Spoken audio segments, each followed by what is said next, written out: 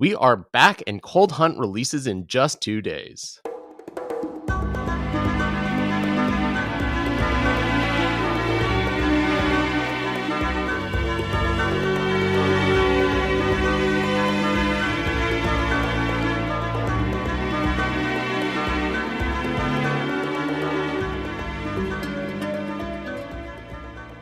Hello, everyone, and welcome to FECast, the official podcast of Friends of Eternal. It's been a long hiatus. I think it's been about 3 months since our last episode dropped, but we are back because there is a new set, Cold Hunt, that is releasing in just 2 days' time.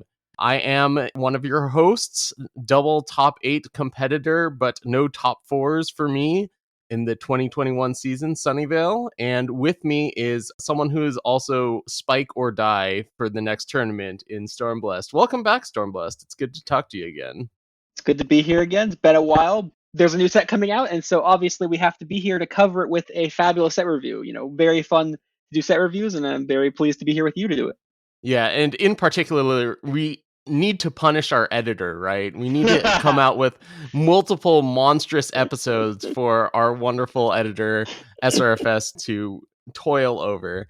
By the way, huge shout out to SRFS, who was probably the happiest that we went on a hiatus, but always does such great work for us. And while we're thanking people, also a huge thank you to the psychos who kept on contributing to our Patreon while we were gone. So gigantic shout out to Telemachus, Odzos, Prewibin, Work Done Son, Christier, D-Dub, and Yeastout, who contributed even though we weren't making content. Your actions are completely inexplicable, but we appreciate them so much. Absolutely. Big shouts to you guys. You guys are the best. You guys rock. And obviously, again, big heart to SRFS, one of the pillars of the community, doing all the stuff that they did for, the TNE, back when it was doing all of its tournament stuff. And I presume the SRFS will still be doing TNE shenanigans as they're moving into some team league stuff in the future. So what we have lined up for you for the episode today, as I mentioned, multiple set reviews. So today's episode is going to be all about Constructed. We don't have the full set yet. There are still some cards to be released, but we're going to spend all of today just completely focused on Constructed. We'll also spend some time before that talking about the state of the game and, of course, talk about the dates to be aware of at the end. But today is mostly just Constructed. Then on Thursday, the day of the set release, this episode is probably going to be out by then, but that is when we are going to record an episode all about Draft. For the next open, the next and final open of the 2021 season is going to be Draft. Well, there also presumably will be a second part for the Constructed either that day or later, because there's still other cards that might matter in Constructed. So there might be a more I don't know how it's gonna work. Maybe SFS will chop it up into bits or whatever. I don't know. Yeah, we'll probably just have an update and be like, oh, and by the way, we missed these cards because we didn't know about them yet, in case anything looks interesting for Constructed, which there usually is.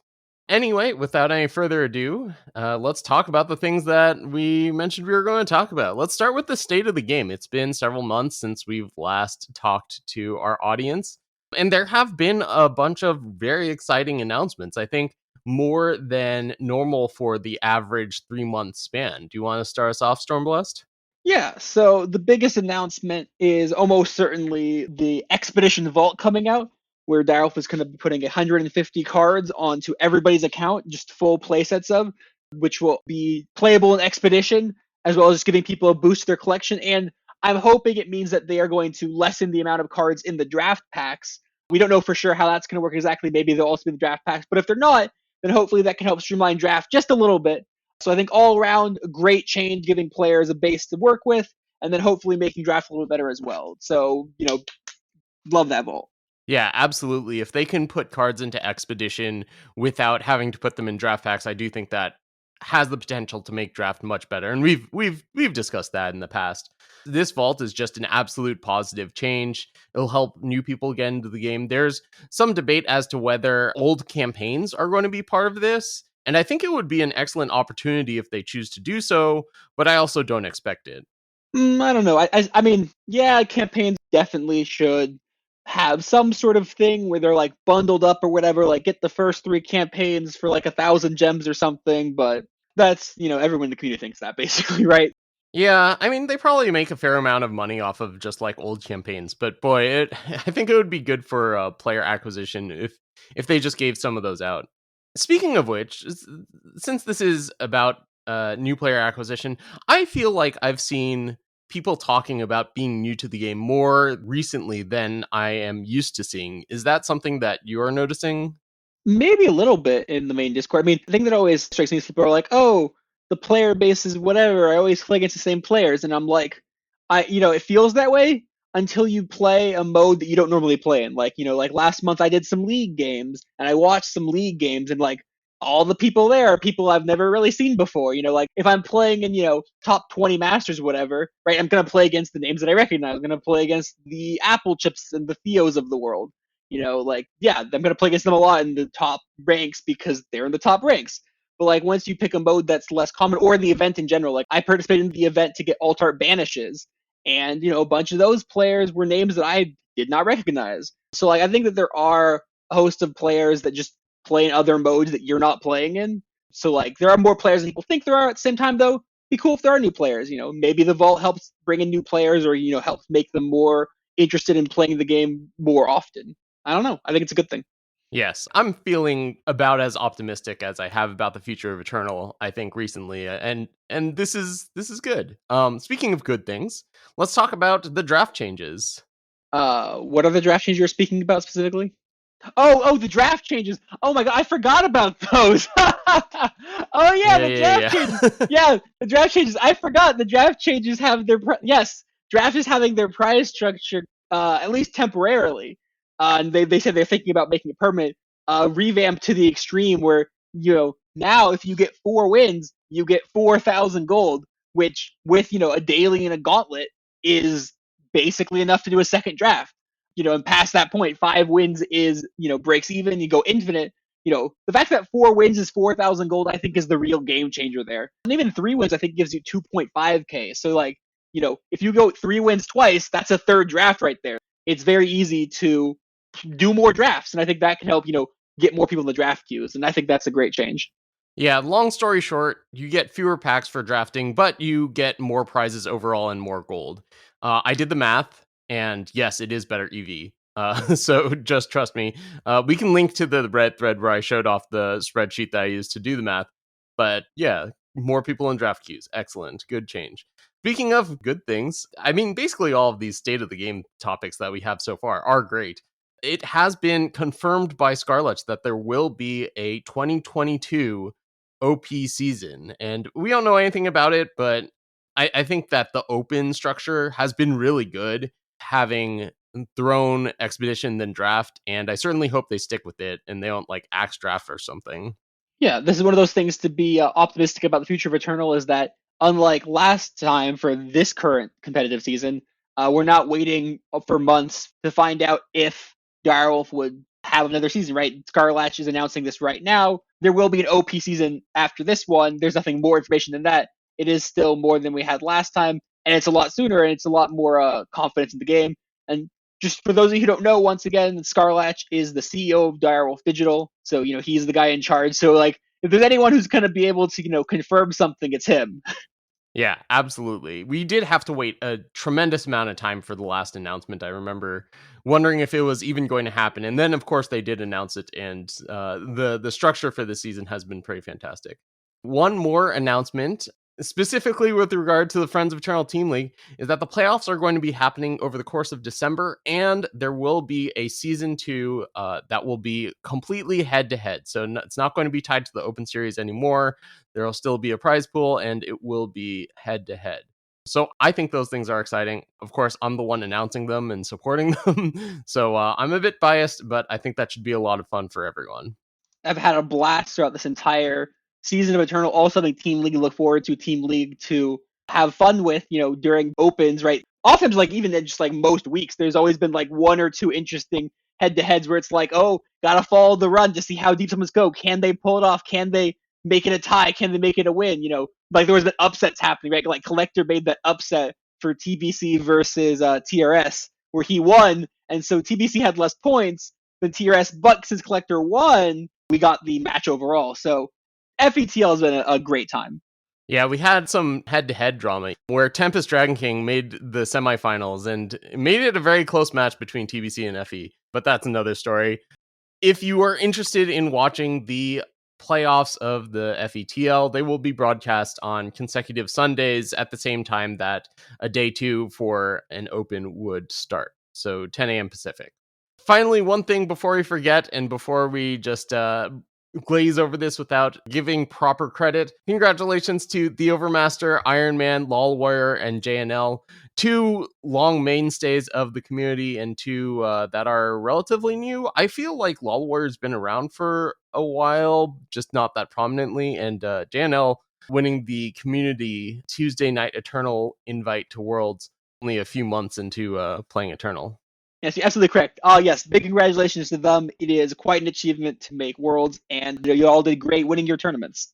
All right, let's get into the set review. So the next new set, Cold Hunt, has 2 mechanics. Am I missing any, or is it just the 2 big ones? So it's got 2 new mechanics, and then it is bringing back Valor from the previous set, as well as Revenge. So there are some old favorites returning, but there are only 2 new mechanics. Let's start with the easy one to explain. Let's start with Inscribe. Inscribe is kind of like Pledge, in that you can play the card as a power, but instead of where Pledge was you can only play it on the first turn, Inscribe you can play it on any turn and have that card count as your power. It becomes a sigil, and that sigil is depleted. So notably worse on rate than Pledge, but the fact that you can do it on any turn is absolutely huge. You can hold off making that all-important Pledge decision. Now it's an Inscribe decision until later in the game when you have more information. And I think this makes almost any card that has Inscribe on it in draft fantastic. Although I'm not as sold for Constructed, but it's a great way to mitigate the non-games due to not having enough power or having too much power. Yeah, in Constructed it is a lot worse than in draft because I love the mechanic, and I'm going to be playing with tons of Inscribed cards in Constructed. But at the same time, being depleted is a real cost, much more in Constructed than in draft, because it's much worse to take off turns, take off power, because your opponents can just run you over. Constructed is a streamlined system because you can actually choose your cards. There's 2 elements to Inscribe that I just wanted to mention briefly. One is that it's interesting for market options because it allows people who otherwise might not to put power in their market. One of the things that me and Sunny enjoy is power in the market. And if you put a card with Inscribe in the market, you can have the option of playing the card for its effect, or if you need to, pull it out as a depleted power. So maybe that can help improve deck building slightly. Anything that improves deck building by making it so people play more power in their decks, I think is a great mechanic. And then the other thing, of course, is that my favorite card, one of my favorite cards, is Volatility. And and cards with Inscribe that cost 5 or more, and our spells or dragons are sigils that are drawn off Volatility. So I will be bringing those up and in the ways that they're relevant, if they're relevant, when necessary. But yes, I love Inscribe, and I think it'll play very well. Yeah, I can't wait until they have to quote unquote nerf a dragon from 5 cost to 4 cost, because that way, in order to make the Volatility deck not draw as many cards. One thing about Constructed versus Limited about Inscribe is that in Constructed your influence requirements are also just way greater, right? Like they're much more ambitious. So only getting 1 pip of influence versus 2, I think, is a gigantic deal for Constructed. There will be some decks that don't care as much, I'm sure. But you think of the powerful cards in Constructed, and a lot of them have very high influence requirements. The purpose of Inscribe and the value of flexibility will become clear as we get to basically our first couple Inscribe cards. We mentioned, it's situational, but it also is power. So it'll make more sense when we talk about the card specifically. Yeah. On to the second mechanic, Contract. This one's a little harder to explain. So a lot of cards have an optional contract cost that you can either elect to take or to not take, right? It's optional. Yes. And when you do take a contract cost, for example, one of the cards we're going to be talking about in a bit, Battlefront Dasher, is a 1-cost card with Contract 2. If you play it on turn 1 and take on the contract, you can take on the contract immediately, even though you can't pay for it, and then the next 2 power you generate will go straight into this cost. Is that correct? Is that a good way of explaining it? Yeah, so more precisely, the sort of new mechanic in a sense is debt in general, because there's a couple cards that either give your opponent debt or give yourself debt without contract, but contract is definitely the main one, the one that there's many more of cards that have contract than cards that mention the word debt. So if a card is 1 cost with contract 2, it'll either cost you 1 now, 1 plus 2, so 1 now, 2 in the future, or it'll cost you 1 now, 1 on your second turn, and then 1 on your third turn, or it can just cost you 3 power off the bat if you play it on, say, turn 3 with 2 open power, right? So you can split up contract however you need to. If we had a card that was 2 cost, contract 10, that would get split up over however many turns it takes to pay off all your debt. So you got to go in debt. You're getting your college funds, but you got to pay your college loans off, basically. Yeah, so contract is completely upside because it is optional. So any card that is reasonable before you take contract into consideration, well, that's a recipe for a really strong card. Of course, the other thing is that you pay as much of the contract as you can. It's not just 1 plus 2, 1 plus 1 plus 1, or 3. It could also be 2 plus 1. If you play it on turn 2, you could pay 1 later. And especially for 1 drops, that might be more relevant because it allows you to, play a new card every turn instead of having to skip a whole turn, right? The 2 plus 1 might end up being more powerful in some respects than 1 plus 2. Yeah.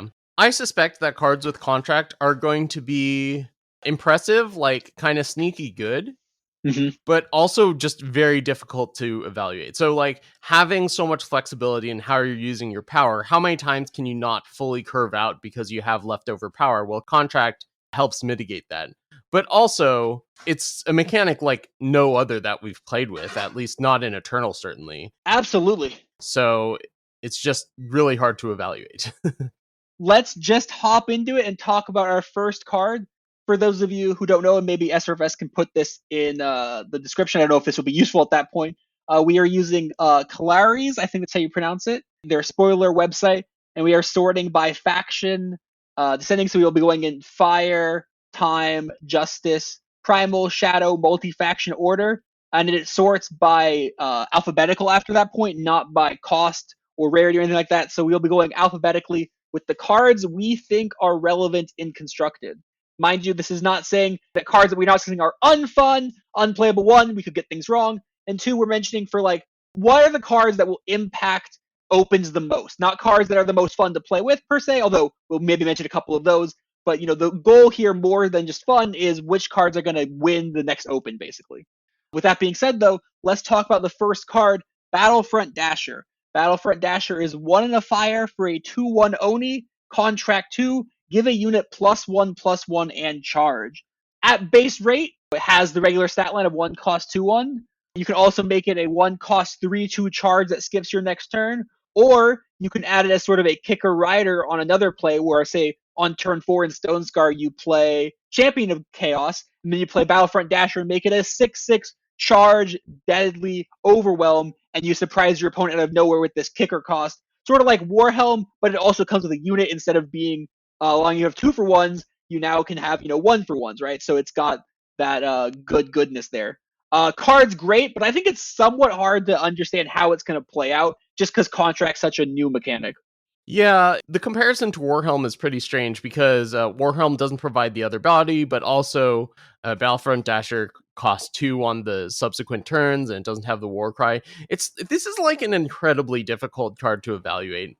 I think if you're playing an aggro deck, you're not going to play this on turn 1 with its contract. Like, one of the things about an aggro deck is that you want to use all of your power as efficiently as possible early on, and just attacking with a 3/2 charge on turns 1 and 2 and playing nothing else.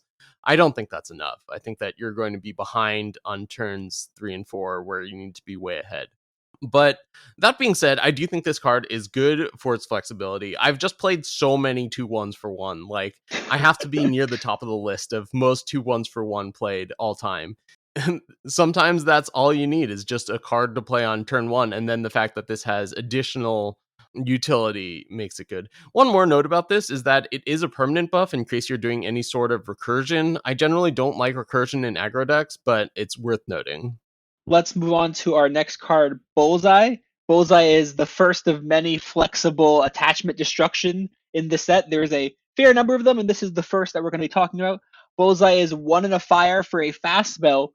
Deal 2 damage to an enemy unit or site, or kill an enemy relic with cost 2 or less. So it's a char that can't hit face, but can kill cheap relics. So, Sunny, how do you feel about flexible char?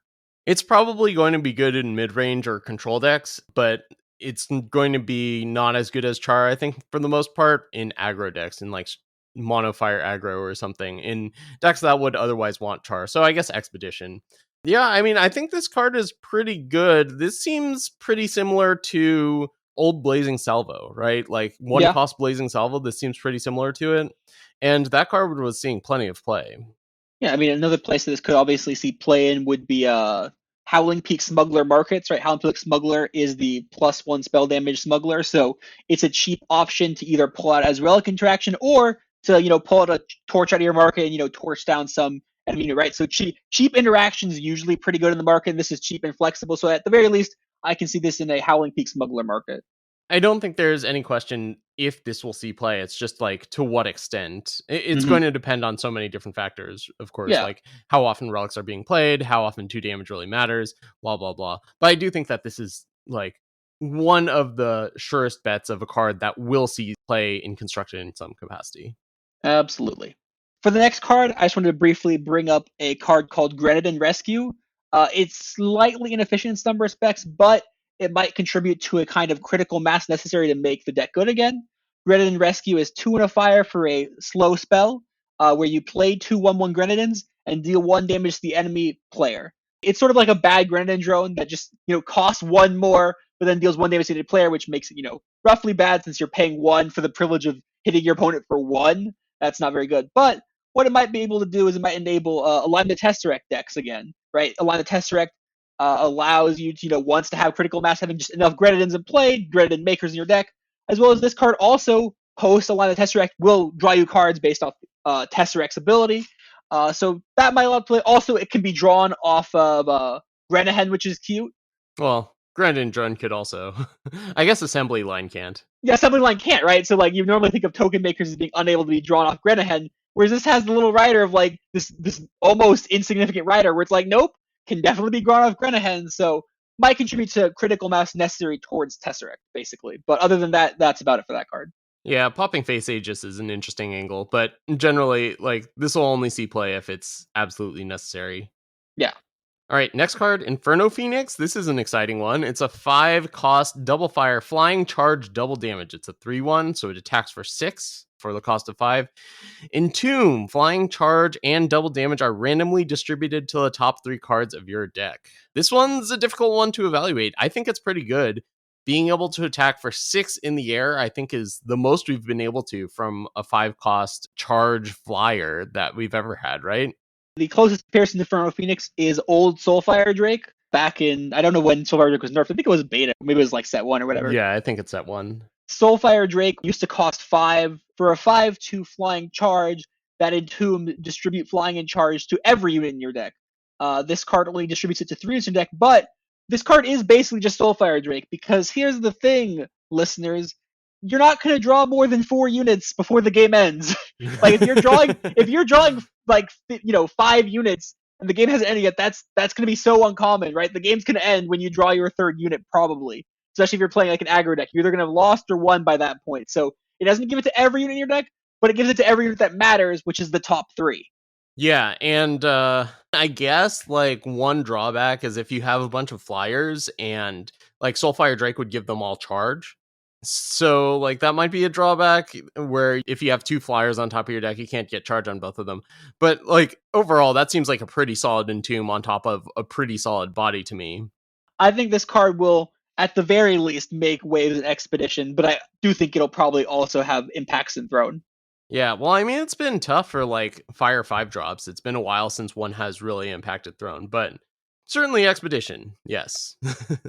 Speaking of fire cards, we have one of the first, I think there's only a couple, but Yeti Cookmaster Test. So for those of you who don't know, Yeti Cookmaster Test is this fire 2-drop better or worse than Yeti Cookmaster? Yeti Cookmaster was 2 and a fire for a 1/1 Yeti with whenever you draw a card, it gets +2/+0 until end of turn. So this first Yeti we have is 2 and a fire for Jeering Yeti. has Inscribe, and when the enemy player plays a spell directly on one of your units, not just this Yeti, but any other unit you have in play, you create and draw a Power Burst, which is a 0-cost spell that gives you +1 power for the turn. So how does Jeering Yeti stack up in the Yeti Cookmaster test, Sunny? It's hard to say. I think it's worse. I actually think Yeti Cookmaster is better than this card because you can do things like levitate it, or you can attack for 5 with it. And during Yeti, you can't do that. I think this is pretty close to a 3-1 that can draw a Power Burst. You're not even guaranteed to get a Power Burst in a lot of situations with this because this trades with anything. Yeah, this is one of those cards where having Inscribe, well, it is obviously nice, right? You'll take Inscribe over having not Inscribe on a card. Obviously, it's better to have it than not. In aggro decks, you are less likely to need the Inscribe, right? Yes, they need to get to 3 or 4 sometimes, and yes, you can get stuck on 2 an Eternal because how the mulligan rules work. But aggro decks aren't really looking for a depleted power that is just depleted, right? So Yeah, absolutely. And we need to update the Yeti Cookmaster test. I know it was like the best meme ever, but it needs to be something like Mid Chief Salas, whatever the replacement level 2 drop in Fire is right now.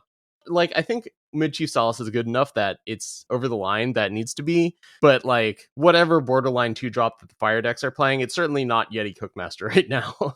You let me know which borderline 2-drop is there in the Fire deck right now, and I will update the test. But until that happens, it's the Yeti Cookmaster test. Okay. Well, that way people will know what we're talking about, right? The Yeti Cookmaster test, everyone knows that.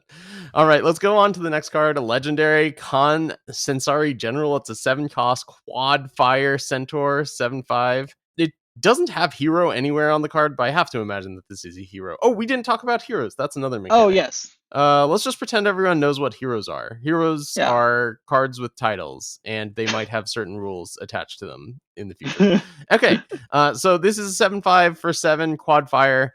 It has Inscribe. When you Inscribe, the top unit of your deck gets +1 attack, and when this is in play, your units and weapons have +2 attack. This is pretty interesting because it's not really a unit, right? It's really a power that says that when you play this, top unit of your deck gets +1 attack, but also in the late game, it is just a random big fat 7/5 for 7. I have a hard time placing which deck immediately wants it, which is not necessarily a bad thing. I think a lot of these cards are cards that will require some amount of deck building or reshaping decks to fit them better. And I think this card definitely fits the bill. I want to love it because it's a power that has a really unique effect, right? It's kind of a fire coin that doesn't require tribute or onslaught or whatever fire coin requires. I think it's onslaught, actually. Yeah. It's a fire coin that instead of dealing 1 damage, instead gives the top unit of your deck +1 attack, which kind of was looking to be more aggressive, but at the same time, this is a depleted power, so is that super aggressive? I don't really know. Maybe there's a deck for it. I think I'd love if there was. I'm just not sure about it at the moment. Yeah, it's really interesting. It's a power that does something, and anytime you have that, like, that is the potential for a card that is really busted. I don't think that this one is going to be, but this is like the type of card you need to watch out for. So, on to our next card, which is also for the Yeti Cookmaster test. It is another 2-cost 3/1. This is 2 and a fire for a 3/1 Oni this time. The Oni Cookmaster test, if you will. This is Oni Inciter, who has Contract 1, kill an attachment on an enemy, or create and draw a Warhelm. So another flexible attachment removal card. So basically, it's either 3 cost for a 3/1 that draws a Warhelm, or 3 cost for a 3/1 that kills an attachment. And both those options seem very good. Also, if you really need to, a 2-cost 3/1 sometimes is just what you need, right? Sometimes you play Yeti Cookmaster out. Yeah, I think that this card is more likely to see play in some sort of deck that cares about Oni and cares about weapons. And I think it needs both of those because it's not actually that often when you're playing an aggressive fire deck that an attachment on your enemy is something that you're going to be caring about. Does this hit relics? It must, right? Yeah, okay. Attachment on enemy, so it hits Waxing Moon. That is a pretty big deal. But like if you're playing, like when you're an aggro deck, you don't care about enemy relics all that often. It's not going to free up your units from like permafrost, which is something that I think you would want a lot of the time. So I think that the Warhelm is going to be the default mode of this a lot of the time. And if you can pay off an Oni that costs 2 and is reasonably statted and a Warhelm at the same time, I think that has potential. And, we've seen Oni decks in the past that play cards that I can't remember the name of, but the one that draws cards and then the one that puts a weapon on things. So we've seen Oni decks in the past, and if those decks are good enough, I think that this is going to be a contributing factor to that. Is this the fabled Aigen's workshop support we've been looking for? Which ones? So what's the like? Wait, what? What is Aigen's workshop? It's terrible, right? Yeah, it's the worst site in the game. It's the 4-cost site that says your Oni wielding weapons have double damage. Right? That card cares about Onis and weapons, right? It's just so situational. Okay. But anyways, once again, this set's really cool because a lot of the cards seem powerful, but different. It's really hard to evaluate contract, is kind of what it comes down to. Yes. That's you could just play that on repeat for the next half hour and have the rest of the episode. Okay, so let's move on to a couple little removal spells we got going on here. So we have Searing Fist. It's definitely going to be a staple in Expedition, and certainly a bomb in Draft. It's 2 and a fire for a common spell. Deal 4 damage to an enemy unit. Just straight up 4 damage to a unit for 2 costs. That's just about as efficient as you're going to get. Yeah, fantastic removal spell. Probably won't make it into Throne. Warding Shot is 0 and a fire. With Inscribe, deal 1 damage. Once again, this card is a Howling Peak Smuggler target, because you can either deal 2 damage for 0 cost, or have a power in your market, right? So that's the obvious first place to go. But also, just being a 0 cost spell is scary by itself. Maybe there's something to do there, right? I'm not too optimistic. Just dealing 1 to the opponent, that's really hard to abuse. I do think that this is going to see play in some sort of Expedition 2 faction control deck if 1 health units are relevant, because either this is a power or it helps stave off aggression. When you're playing a control deck, one of those two is going to be very important, pretty much regardless of the matchup. Next card, we're moving on to time, is Arcanum Seeker. It's a 2-cost 0/4 and says ultimate when you gain health, it gets +4 attack. Really interesting for any decks that really care about ultimates or life force deck. Having a 4/4 for 2 is pretty nice, and my recollection of those decks is that they had some trouble having a board presence early. What do you think about this card? I'm not on it as much as others are, I think, but it's got some interesting bits to it, especially as far as critical mass, as I always like to say. I don't know if the card's Illumination Wisp or whatever, the 3-cost 2/2 that has ultimate you gain life, play a 4/4. Maybe it helps make that card more playable, right? Because they both sort of are in the same vein of you want to gain life once, you can make a 4/4. This card also is inherently tons more playable due to the existence of paintings. The fact that you can play a power that gains you a life makes this card a lot better than it'd be otherwise. So I think if paintings didn't exist, I'd be 0 out of 10 for this card constructed. But because paintings do exist, it makes me much more this card than I'd otherwise be. Yeah, I agree. And no Xenon painting probably hurts this a little. But, I mean, that's a lot of stats. 2-cost 4/4, we saw what happened with Dovid. So, anytime you can do that and don't have to jump through too many hoops or have too much of a downside, I think that's a big deal. Okay, now it's time for the first of many moments where Suny feels the pit of despair in his stomach. This is Bathe in Light. It is 6-time for a fast spell with Inscribe. And if it didn't have any other text, I'd still love it. But it also has other text. It has gain 6 life. You and your units are invulnerable to damage this turn. So, this is my time sigil that can be drawn off volatility. And I think that is actually fairly important in and of itself. At the same time, though, if it was only a time sigil, and this goes for all the future spells that also fall as near this Inscribe volatility bin, if it's the only thing it does is be a sigil, I am less interested in it. If it's sigil 90% of the time, that's great. But 10% of the time, it does have to be able to do something. And Bathe in Light actually does do something and provides a unique effect.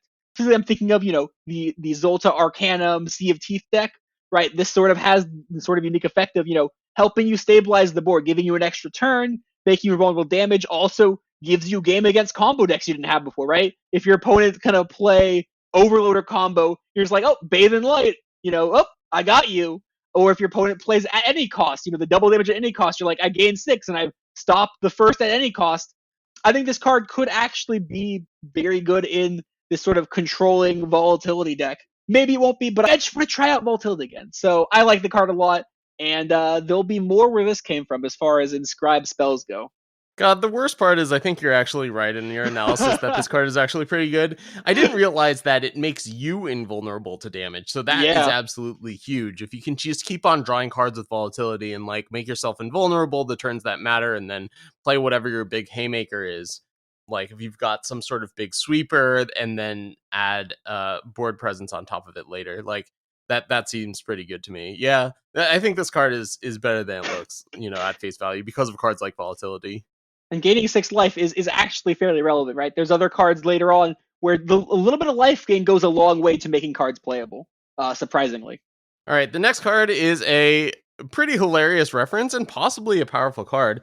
This is another 7-cost legendary that requires 4 of its faction. This is 4 time for a 6/6 Bhodi and Rhox forever. It has Inscribe, and it says, can't be killed if they are your only unit. When you inscribe Bhodi and Rhox, put a copy of them in the top 7 cards of your deck with +2/+2. And the image is basically the eternal version of American Gothic with 2 giants in the picture in front of their house, and one of them's holding a pitchfork. This is pretty hilarious just from that standpoint, but it actually might be a pretty good card. Can't be killed if it's your only unit is very strong text. I mean, like, you can play this and then play a harsh rule after. The problem is it's just a 6/6, right? It might be significantly bigger than that if you've been inscribing it as you're going along, but it doesn't have endurance. It doesn't have flying, can't block flyers. It doesn't have any sort of life gain attached to it. If you're playing some sort of control deck that only has very few units, this could be a way to win the game. And when you can't play it, you can inscribe it and then draw it later on. That's really good for cards that cost 7 or more. Yeah, I think this card's design is top notch. Compared to Con, this card's telling a much better story because if you have it in your opening hand, you inscribe it, and then some amount of turns later, let's say 5 turns later, you draw it again, and hopefully you have enough power by then to play it out as an 8/8 that can't be killed. This card's also hilarious in what it can do. If you play it out and your opponent plays, say, Devouring Shadow for 10, they turn this into like a -4/-4 that doesn't die and just sticks around on the battlefield. Is absolutely hilarious. Has that been tested? Oh, yeah, that's how it works with Queen of Glass and Curtain Call. Oh. Right? If the unit can't be killed and it has -4/-4, it just sits on the battlefield as -4/-4. It's great. I've never seen that before. That is hilarious. Time is more likely to want to go late and play, big, dumb 7 drops. Obviously, if this was a dragon, I'd be like, this is a 10 out of 10, kind of break the game with volatility. And there's a reason that it's not a dragon, because if it was a dragon, you'd play inscribe it, play volatility, and immediately redraw it. So there's a reason Direwolf made this not a dragon. Yeah, so cool card. Excited to Yes. see what it looks like in the actual game. Yeah. Next card is one of a few cards that I don't want to touch on too much because I don't think it's this or that good, but it is worth discussing briefly. That's Deja Vu. 4 and a time for a fast spell. Put one of your units in your hand. It costs 0 and has ambush this turn. So this card allows you to reset any summon for 0. It's like Safe Return, but you get to play the card immediately, and it works on your opponent's turn, where you play the unit again, I mean. So there's a lot of maybe crazy potential here that I'm not potentially seeing. The obvious one, of course, is Endra decks, where you pick up Endra and then replay Endra. Endra could be good with this card. Maybe Endra will become a thing again. Yeah, I guarantee you some people are going to try to play this with even-handed Golem. I think you have to be killing your opponent. So, like, I think Endra actually is pretty good with this. Like, yes. Endra creates power in addition to this, and you're also dealing damage. So, seems like a good combo piece for that card, and I think that's how it would be played as a combo piece. Just to clarify why I laughed a little bit at the Golem remark, is that if you're playing this for even-handed Golem and very few other cards in your deck, maybe Twin Spitling, I don't know, even then that seems a little bit iffy. You're basically paying 4 cost for Wisdom of the Elders, which is not a very good rate, especially since you have to make it where you actually have to have a Golem in play first. The reason that the Temple standard was good with even-handed Golem is that the opportunity cost was a power in your deck, right? Where if you could just get it off the power in your deck, right? But if you're actually putting a teleport in your deck for even-handed Golem specifically, that's just below rate card draw at that point. You know what I just realized is this card actually does seem pretty abusable with a card like Endra because it makes it cost 0 for the turn, right? Not until you play it. So if you can return it via other methods, then potentially you can loop it pretty well. Oh, we'll get there, Sonny. We'll get there. Oh, God. So next card on our list is Disciplinary Studies. If you love Teacher of Humility, now it's its own card. 2 in a time for a Cursed Relic. When the enemy player draws an additional card, increase its cost by 2. Contract 2, each player draws a card. I think this kind of falls into the Decro Ruin style of Cursed Relics that will be overplayed but aren't that good. What do you think? Yeah, but I mean, it goes well with Decro's Ruin. I know, that's the funniest thing. So I think it actually will be good in that type of deck, but I think that's the only place it will be good in. And you shouldn't be, well, I don't know. I don't think it's completely outside the, because like people draw so many extra cards in Eternal. You'll do it a ton without even realizing it, whether it be from market access or creating snowballs or echo or Yeah. anything like that. People draw extra cards so often, and something like this can be a real big pain. And spending a card on it, especially if you have some sort of synergy any which way with it, I think that actually could be pretty reasonable. Notably, it's better than Decro's Ruin as far as what it does, because Decro's Ruin, let's say your opponent draws 5 extra cards, you gain 5 life, heal them 5 damage. Woo. But this card is actually tempo good, where it makes them all cost a lot. Right? Maybe this is a Rat Cage card, right? Rat Cage loves dumb relics that look like they do nothing but secretly do a ton. So maybe this is a Rat Cage card. I don't know. The contract seems more or less irrelevant in some ways because you're paying 2 for a reflection, which is a lot to pay for each player drawing a card. But if you have the extra power, like, hey, it's flexible, right? Yeah, maybe it's better than getting credit for. Yeah, the other possibility is Nightfall decks, Sure. or like Maul decks. I think those are probably just worse Decro Ruins decks. I don't know. It's been a while since those decks have been in favor. Yeah, so a next card on our docket is another flexible attachment interaction. We have Dismantle, 1 at a time for a fast spell. Kill an enemy attachment with cost 4 or less, and it has Inscribe. So the flexibility there is that, when you need to, it can kill an attachment, and when you don't, it's a power. Less confident about being a main deck card, but I think it's a very solid market option. I think this is the type of card that Expedition could really use if there isn't market access. Having a few of these, like you can just No, put that's in your true. Expedition deck and have ways of being able to take out attachments if your other cards aren't flexible enough in order to do that, which Yeah. happens occasionally. One way to think about Inscribe, if you put it Dismantle in your deck, you basically put like Seek Power, Time Etchings, Blueprint in your deck, basically, right? Because Seek Power costs 1 to give you a power. This costs 1 to get you a power, right? Seek Power puts you a power down for the power in this turn. Dismantle puts you a power down for the power this turn, right? So like in Expedition, if we don't have market access or we don't have good market access, this basically could replace Seek Power in heavy time decks or blueprints or whatever the 1 cost power pull is that in that format. Yeah, I guess. I think blueprints are a little better because you get the power and then you get a payoff later down the line. But they're also a lot less specific than Dismantle. You're just talking about the power amount though. Yes.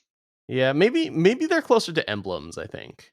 Because this is either a power or a unit. It's like reverse emblems. You mean a monument? Yeah, I guess so. So next card on our list is Evelina, Valley's Guardian. It's a 5-cost 4/3 double time unit. Dinosaur Explorer. It has Charge, Inscribe Valor. When Evelina hits the enemy player, create and draw a 5/5 dinosaur with Overwhelm. That's probably going to be pretty expensive, but the fact that it's a charger that can hit for a significant amount, it generates value when it does hit the opponent, and it can be inscribed, I think that might add up to be enough to be played in Expedition, probably. Yeah, if you compare this to, say, the Time Monument, Amber Monument is a depleted power that says transmute 5, so if you have 5 maximum power, it turns into a 5/5 with Overwhelm. This is a depleted power, but if you have 5 power, it turns into a 4/3 Charge Valor that draws you a 5/5 with Overwhelm, because presumably you play it if you can, either force the charge through or you force your opponent to make an unfavorable block. So yeah, I think this card is probably pretty playable in Expedition. Probably not very playable in Throne, but it's a cool card with a cool design, and I love Inscribe. Yeah. I've played enough Amber Monuments to be sold just based on that comparison. Yeah, it doesn't force the transmute, and of course, a 4/3 Charge Valor is way better than a 5/5 Overwhelm on the face of it. Plus, it draws you that same card. Okay, so the next card I want to talk about is just to dismiss it in a sense. I want to talk about Gift of Prophecy, because if I didn't, I feel like I'll get tons of comments about that. A Gift of Prophecy is 6 in a time for a spell with Voidbound. draw a single faction Fire, Justice, Primal, and Shadow card from your Void, and give them Void Bounce. So if you play this in a 5-faction deck, you can draw back a bunch of cards. And of course, the reason it's relevant to me is that it's a spell that costs more than 6 and does a weird thing. Therefore, people like volatility. But the thing is, if you're not playing at least 4 factions in your deck, this card does nothing. It's just double turn back time, and it's just more expensive and bad. So you need to be playing those 4 factions, if not 5. You need to have the specific cards in your Void that you care about again. It's slow, it's clunky, it's awkward.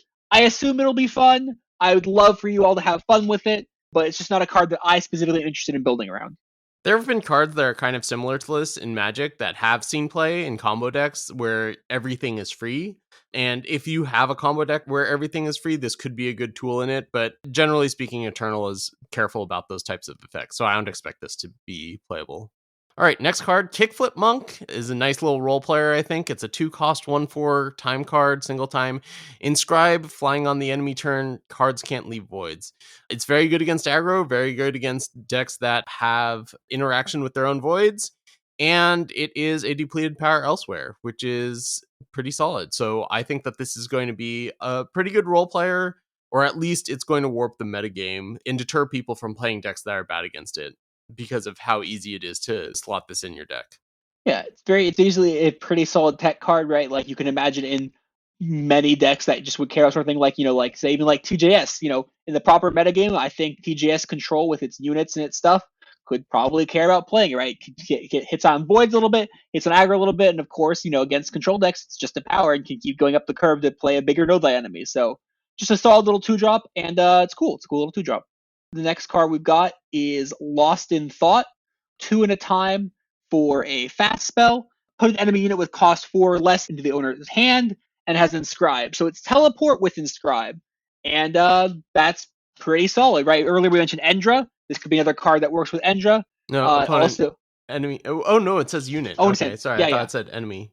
No, it's any unit. So it works with Endra. It also works for Elysian, right? It's sort of like a pause for reflection that has Inscribe. So when it's bad, you have multiples, you can play it out. Of course, it costs 1 more than pause, so it might not be still playable in Elysian because 1 cost is way better than 2 cost. But it's a really cool card with Inscribe, and I like it a lot. Yeah, I'm not a huge fan. If you're playing an Endra deck, maybe, but like one of the big parts of why teleport type effects are good is because of the power imbalance you can get on them, so to speak. So you can put expensive things back into the hand, and this being limited to just 4 drops, I think limits the ceiling on how good it can be, and therefore limits how good I think this card is going to be. That's fair enough. I think obviously, again, this card's far more likely to see played Expedition than Throne, where the format's going to be a little bit less powerful, and cards like this have a little bit more chance to shine, both on the Inscribed front and on its actual card effect. Next card in our docket is a very interesting little 1-drop. Waystone Igniter is a 1 at a time for a 1/2 Radiant, but it has Contract 2. You give it +2/+2, you play a 1/1 Spiteling, or you kill an enemy relic with an even cost. So just to further elaborate what those do specifically, it either becomes a 3/4, it plays a 1/1 Wisp with Entomb, deal 1 damage to the enemy player. It is the Wisp that is drawn off of Tormentor. Or you kill an enemy relic with an even cost, which would be something like Tormented Crown or Waxing Moon for things that are seeing play right now. Yeah, I think just the base case of this being a 3/4 that you can play, like, if you're against an aggro deck, on turn 3 you can play a 2-drop plus this as a 3/4. That's huge. And, you can just play it as a 3-cost 3/4, or you can get rid of an enemy relic, and hopefully you have some sort of synergy to go with the Spiteling. I think that this card is great. I think this card is great, and we'll see play in all the formats. One of the interesting things Sunny mentions briefly about the Spiteling, as far as synergies there go, this is a 1-cost Radiant, or a 3-cost Radiant, 1+2 cost Radiant, I guess you'd say, and a Wisp, right? So like we very rarely get cheap Radiants. This is a cheap Radiant with a powerful effect, right? Like oftentimes you get cheap Wisps and expensive Radiants, but this one is the cheap Radiant. So maybe this allows you to go over the top. Now, obviously, there is the funny dream of cards that make Radiants cost 1 less, and then on turn 2, you play 4 Waystone Igniters, and then you contract 8, and then you're in debt for the next 3 turns, and the opponent plays Eremos Designs, and you're like, I'm going to sit here for 4 turns with not playing Eternal. That's the dream. Do you know what the Radiant payoff is? Because I definitely remember trying to make like a Radiant Wisp deck. There's the 4-cost one that returns a Wisp from the Void and give it +1/+1 or +2/+2 or something. There's that one for sure. Soul something. I forget what it's called, but it's a 4/3 and can return 2 with Tribute, if I recall correctly. And it gives them +1/+1. I know that one for sure. But I don't know them off the top of my head because, again, the deck hasn't really worked out. But this really, if not now, in the future, if they ever make more Radiant Wisp synergy stuff, this could very easily be a card that ties the deck together in a very important way. Absolutely, and the fact that it can be played without the synergies and be reasonable is a big deal. Okay, I think this next card is printed incorrectly. Brigade Hall. So Brigade Yes. Hall is now a 3-cost relic. We've moved on to Justice cards. It's single Justice. It makes a 3/3 bear upon summon. It also has once per turn you may pay 5 to give it +2/+2, or is it +3/+3? I need it +3/+3. And Endurance. So I think this card is fantastic. Like, it breaks permafrost. There are a lot of things that break permafrost, by the way, nowadays. But like, just having a way of consistently sending your units in against a bigger board, and the fact that, you know, it comes with a unit, so its base case is just 3-cost 3/3, which is not absolutely terrible. What do you think about this? Do you think it has what it takes to jump into constructed? I did do even thrown, but not necessarily for the paying 5 to give something +3/+3 endurance, although that is obviously better text to have than not. Don't, obviously extra things are good. But being a 3/3 for 3 that's a relic is probably just gonna be good enough in some decks, right? It's a relic synergy thing where it's a unit that makes a relic. And there haven't been enough of those. It's also in a different faction than we've seen a lot of relic synergies. But there are a couple of important relic synergies in Justice. There's the 3-cost 1/1 that gets +X/+X for your relics, and the silence is a thing with 5 attack or less, right? This makes it a 4/4. It's also a thing you can sacrifice as a relic, right? You clear the way, and Relic Feaster, right? 2 things that sack relics. You can easily sack this one because you already got most of your value by making the 3/3 out of it. So I'm looking forward to it for relic decks specifically.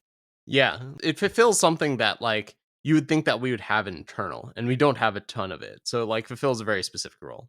Let's talk about the next card. I'm kind of interested in this one. This is Combrei Lawmage. It's a 2-cost 2/3 double Justice Valor. The enemy player can't play more than 1 unit per turn, 1 spell per turn, and 1 attachment per turn. So basically, they have to be balanced in what they're doing in order to deal with the Combrei Lawmage. I assume that all these restrictions are lifted as soon as you kill it. So if you kill it and then play another spell, I think that's fine. This card is going to be a pain, and I think it's going to be pretty good in a deck that can take advantage of the body. What do you think?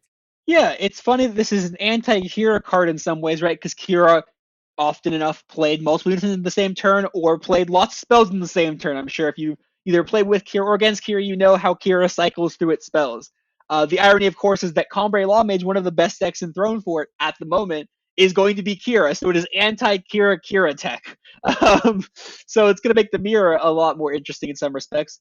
Yeah, the card has a decent enough body at 2-cost 2/3s, decent body to contest the board. Having Valor means it can attack if need be. And that's a soldier for soldier synergies, depending on if that comes up.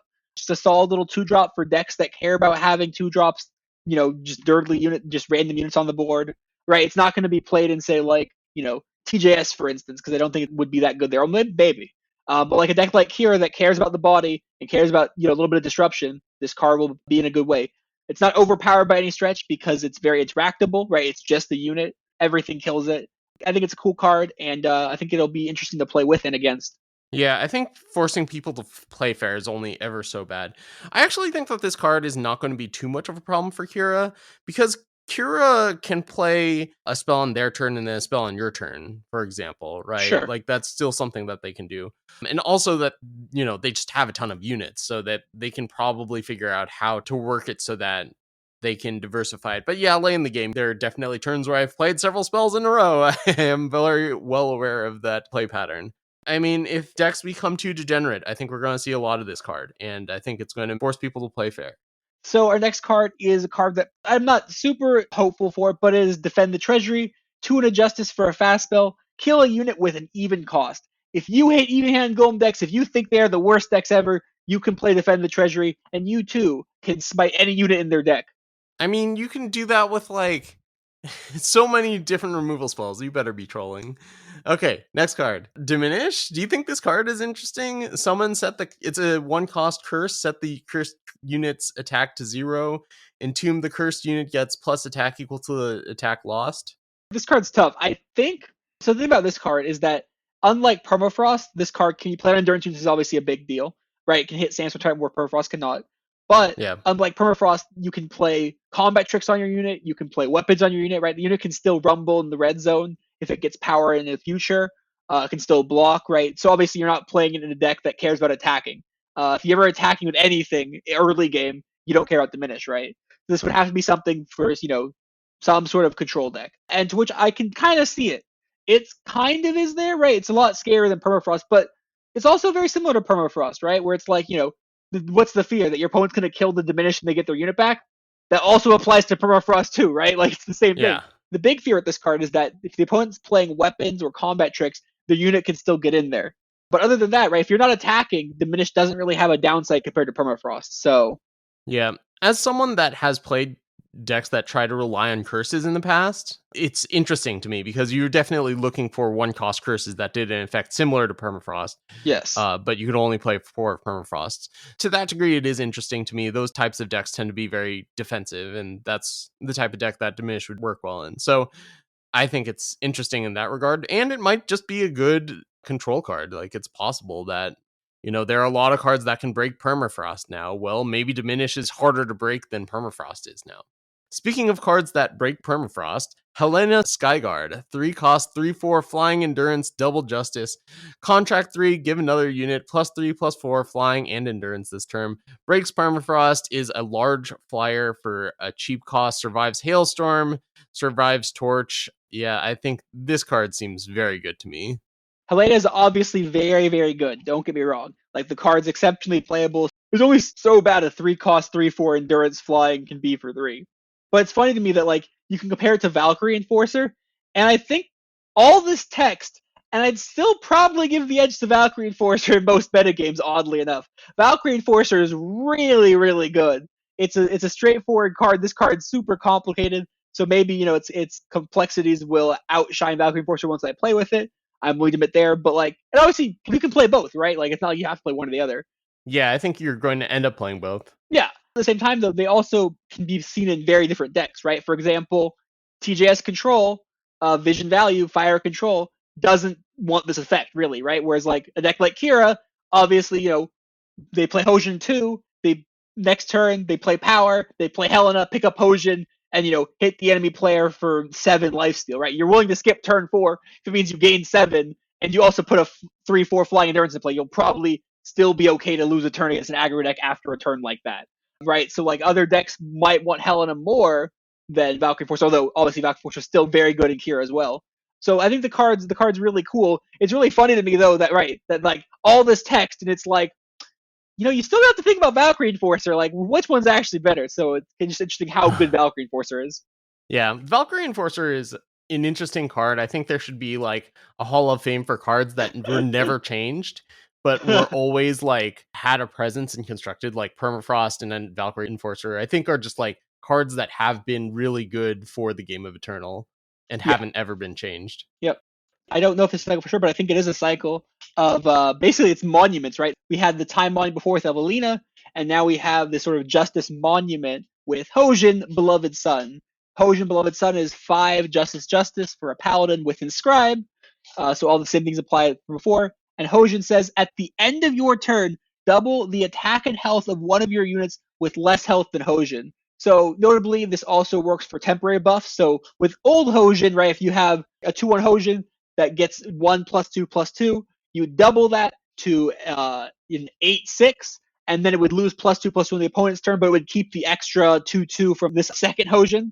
The Expedition, this card seems exceptionally playable because it's just like the Justice Monument, except like a stronger version of that. Throne, maybe still a little bit, but 5 is a lot for an effect like this in Throne. It has to be lower attack than Hojin. Oh, it does. You're correct. So there's really a limit to what you can do with it. And yes. I'm not a huge fan of this card. It, like, at the end of your turn is also a problem. So yeah, I think that this one's not as interesting as the time one. Yeah, Expedition, I think this card still probably be fine because you'll just want a card like this to make sure you're playing power, but also have units, right? Like that's a thing that probably will happen. Yeah. We can come down to skip all the way to the Svetya's Decree, Sunny, which must be discussed. Oh God. Are you ready? Okay, fine. Oh, because Because come on, so come on. no, It's just a justice sigil. It's a depleted justice sigil. If you're playing volatility, you're not drawing cards after volatility. This card's actually, I think this card's actually important to discuss for a couple of reasons. So just to go over with people to discuss what we've been talking about for the past couple seconds. This is Svetya's Decree is 5 justice for a slow spell with Inscribe. Draw cards until you have as many in hand as the enemy player. So I think this card worth talking about because I think it is probably the worst of the spells that have Inscribe on them for volatility decks.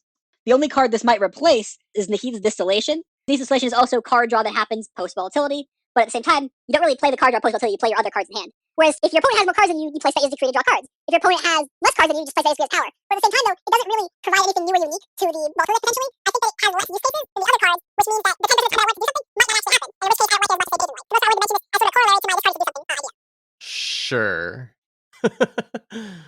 So it's worth mentioning Tower Lookout, Contract 3, ready or exhausted units. Is it? It's a soldier like, hey, I was playing Argenport in soldiers for a little while. It's true, and it was embarrassing. Well, I think it was the Yeti Cookmaster of the deck. Like, it was just enough over the line. So it's worth mentioning that this is a card that soldiers might want to play. Anyway, let's continue. This set is the set of Wrath effects. There's like a bunch of Wrath effects. We even skipped a less quality Wrath effect in Justice, but I feel like this one's worth almost mentioning just for half a second. It's Caustic Rain is 4 and a primal for a spell. Deal 2 damage to each unit in sight. Inscribe. You probably don't be playing this main deck. I mean, maybe you do because it has Inscribe. Maybe that's where it's fine. But also, in the market, right? It's what I'm saying, right? You get power in the market and you get a Wrath effect in the market. So if you're playing like a banner in the market, maybe you put Caustic Rain in there instead. I don't know. But there's probably a lot better Wraths now that we have with like other cards that have been revealed since Caustic Rain's spoiler reveal. But Sunny, just for a second, what do you think about Caustic Rain before we just move on from it? Do you have any thoughts? Bad. Move on. Okay.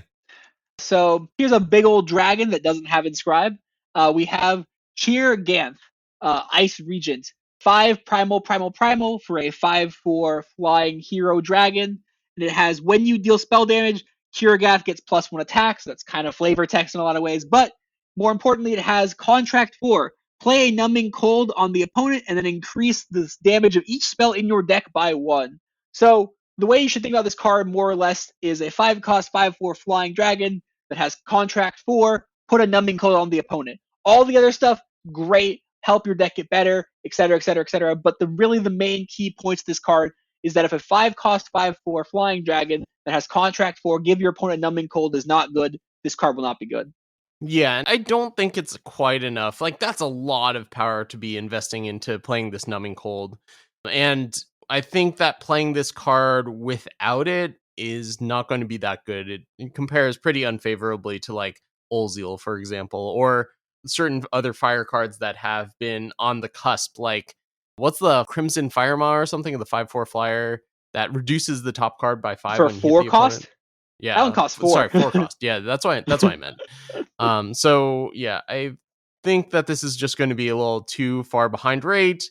And in Expedition, I could see it being like a good late game to give your opponent troubles by playing Numbing Cold on them. But generally speaking, I don't think this card is very impressive. Cheer defends itself with Numbing Cold, but it does itself in a very expensive way. If your goal is to have fun by trying to buff the spells in your deck by as much as possible, through Cheer and say a future card that we'll talk about when we get to the multi-faction stuff, then, have a blast having fun. But as far as like playability, I don't think it's really throne playable. Expedition, I hope it sees play Expedition because it's a cool card with a cool effect, but I don't know. So the next card is another of Sunny's favorite cards. We have Discover Talents. 5 primal for a spell that says draw a spell or hero of your choice from your deck. But it also has Inscribe, which means it's a primal sigil for volatility. Now, there's a combo here. So you play volatility and you draw Discover Talents, and then you play Discover Talents to redraw volatility. With this establishment of the loop, your opponent concedes and you win the game. So I actually do think that this card is interesting because a lot of the cards that would have Inscribe on them are probably not very good. So this is basically, you think of this as being a depleted power until the really Yes. late game where you search for one of your Yeah. powerful cards. Like, it just means that you don't have to dilute your cards with non-powerful things. I don't know. It's like a card that's already plundered. Except you get to tutor your deck. You get to pick the card that you want rather than just draw a card, and it costs 5 instead of just 2. I mean, I wish it was a fast spell, like Celestial Omen, but obviously if it's a fast spell, it'd be much better, which is probably the reason that it's not a fast spell. Yeah, this is just way better than Celestial Omen. Yeah, I mean, we haven't seen all the cards in the set, but I'm glad that there's at least a spell of each faction for volatility grab, so there's like options to play with, which gives me more deck building opportunities to have fun with, so that's cool. Card's interesting. It's expensive though, right? That's the downside, and that's a big downside, right? 5 costs to draw a specific card is expensive, but it is a powerful effect though, and Inscribe makes it flexible, so probably should be a rare though. Probably shouldn't be a legend, but neither here nor there. Yeah. Spirit Fate is an interesting one. It's 3 cost, double primal. Give one of your units flying, then deal 3 damage to each unit without flying. I think you need to have a unit in order to play this. Can't say for sure, but I'd also be willing to assume that you'd have a unit in play, right? So unlike Hailstorm, you can't play this if you have no units in play, right? So it is more situational than Hailstorm in that capacity. Yeah, so it's better than Hailstorm in that when you play it, the effect is going to be better, but also you do need a unit in play, and one of the powers of playing Hailstorm is that you didn't need a unit in play. So this is Hailstorm for Kira decks, as it's been called in the Discord. I do think that this is probably pretty good for Kira, because Kira does have trouble with decks that go wide. But that being said, it's only like a 1 or 2 of, if it makes the cut. This card, I think, is at its best in the market in a lot of ways, because if it's in the market, you can guarantee you have a unit in play when you pull it out of the market, basically, right? With the regular merchant, you have a unit in play. With an Etchings, you have a unit in play when you're going to the market. And of course, this card also has the fun synergy with the 1-cost Justice market spell that pulls 3-cost cards. What's that card called again? Crescendo. Crescendo, yeah, Fearless Crescendo. So this card has some excellent synergy with Fearless Crescendo, where say you have a Hojin and a Kira in play. You play Fearless Crescendo on the Hojin, you grab a Spared Fate, then you play Spared Fate on the Kira, you picked up both your units, they're both flying now, and then you clear the board.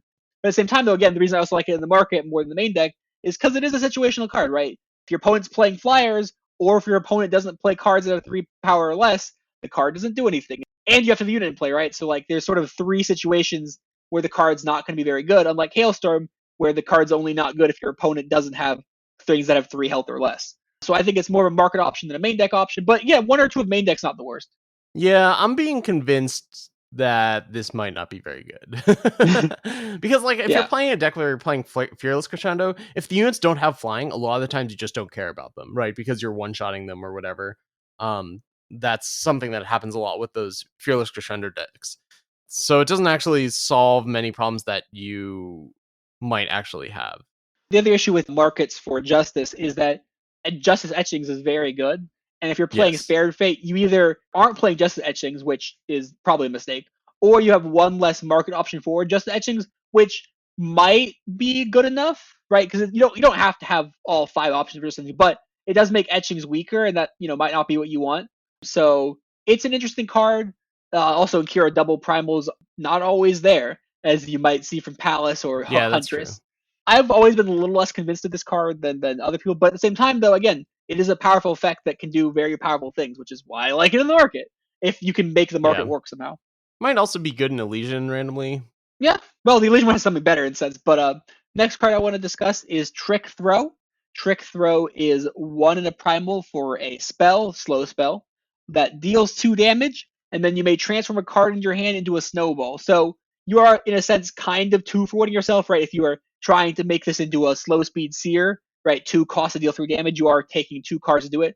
But it does have a lot of flexibility with it compared to Char, right? Slow speed Char, but it has more flexibility than Char. So it's got a good application there. And of course, one fun thing to do with it in a lot of the Tesseract decks, right? You play this, I keep saying right. In a lot of the Tesseract decks, you play this out, deal 2 damage, draw 2 cards, then you turn something into a snowball, which draws you another 2 cards. So it has a lot of synergy with Tessa, which is really fun. It seems like it's going to be pretty synergistic with a lot of things potentially. So it's got a lot of interesting options for being just a cute little card design.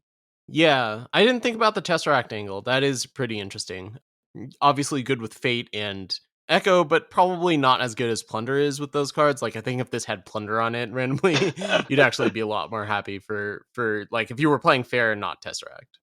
Of course, it also transforms if you're playing transform synergies, but you really want to take advantage of Snowball, not just like, I'm going to transform a card into a Snowball. Although It's funny that this card turns Jotun Hurler into a Snowball, actually. We always say, like, oh, Jotun Hurler is just a Snowball. Well, now Jotun Hurler actually is a Snowball. Well, for me, Jotun Hurler is a Snowball plus a Justice Sigil plus a Scout. So, like, I think I'd rather have that than 2 Snowballs. So, we're going to move on to a card that I think Sunny's going to be very disappointed that I want to talk about, and that's Xultan Ambassador. 2 and a primal for a 1/1 Yeti. When you play a hero, draw a card. So what do you think about Xultan Ambassador, Sunny? Gets caught up in the snowball fights. So, Sunny, but did you ever consider that Endra is a hero? Oh. So you played Endra, you draw a card, which draws you a way to bring back Endra. So you bring back Endra, you play Endra, you draw a card, you just storm off with Endra with Xultan Ambassador. Now what do you think about Xultan Ambassador? Well, I think you need more payoffs there in order to make that good. Probably. Otherwise, you're probably better off just playing Strategize or something. I mean, Jack's also a hero, right? But he was Xultan Ambassador. If you're playing it fairly, you want to at least draw 2 cards, because then it's an even-handed golem. Of course, it's very hard to draw 2 cards with it because it's very vulnerable. It dies to Snowball, as Sunny said. That being said, though, there's a ton of 3 and 2 cost hero Yetis, oddly enough. So maybe Yeti heroes could be a thing. I don't know. All right, we've got some interesting 1-cost shadow spells. Beyond Fear is good for the 1-hit KO decks. It's give a unit +4 attack this turn for 1 shadow. Has Contract 3, also give it Lifesteal this turn. I don't think that's going to be relevant in Constructed very much. It's a fast spell. I mean, it's nice to have, right? If you're playing the 1-shot kill deck, say you have like a Railgun Cycle and you can't kill your opponent, but they're also a Skycrag player, right? You hit them for, 20 and you gain 20 life. That's better than not getting 20 life against an aggro deck, right? It's like, okay, I guess I'll try to squeeze in 5 damage in the future. I'll get in 20 now, I'll skip my next turn, but I'll gain 20 life, That seems okay to me. Fair enough. Then we have Call the Hit, which is a 1-cost slow spell. Inscribe, kill an enemy unit with 2 attack or less. And I think this one's really good because, like the Fire card, except probably able to hit a lot more because it kills units with 2 attack or less. It either kills something small or it's power. And I think when you're playing a control deck, one of those 2 things is going to be important for your game. Absolutely. This card is fantastic. There's sort of these cheap interactive spells that sort of takes on classic cards from set 1 or 2 or whatever, right? So like Warning Shot is a take on Char or Torch, Lost in Thought's a take on Teleport, and Call the Hit is obviously a take on Suffocate, right? It's a slightly worse Suffocate, but it has the flexibility of Inscribe, and that makes it very powerful. Oddly enough, I think the card that is the most competition for Call the Hit in most decks that play Call the Hit, not every deck, but a lot of decks, is Sinister Rumors. Because Sinister Rumors kind of has this kill a cheap enemy unit thing, but has different flexible options. Do you care about playing a card for no value and just discard a card from your hand by picking mode 3, which is otherwise known as the best mode on Sinister Rumors? Or do you want to play, do you want to have Inscribe, right? So like decks that have less units or less recursion might care more about Call the Hit, but if you've got units you care about or whatever, you might pick Sinister Rumors instead. And I think having the options of, deck building, of choosing which card is the best rather than just being like, okay, I guess we're picking Sinister Rumors, having different options for deck building, I think is very good for the game. So I'm a big fan. Yeah, I think this is better than Sinister Rumors because you're playing this card early, no matter what, right? Either they're playing an early unit where they have 2 attack or less. True. Or you're playing it as a power early on. And with Sinister Rumors, if you can't play the first ability, then you have to wait longer until you have a unit that actually goes to the void. Well, no, that's when you play the best ability. That's when you play the turn 1 third mode. Something. We're done talking here. Next card, Fear. I think this one's a really interesting one. It's basically Chairman's Contract. It's a 7-cost quad shadow 6/6. Inscribe, unblockable and deadly while you have 10 or more cards in your void. When you inscribe Fear, each player discards the top 2 cards of their deck. So it's basically Chairman's Contract that is depleted shadow instead of undepleted factionless. But it also can be a 6/6, unblockable and deadly, which is not a great stat line.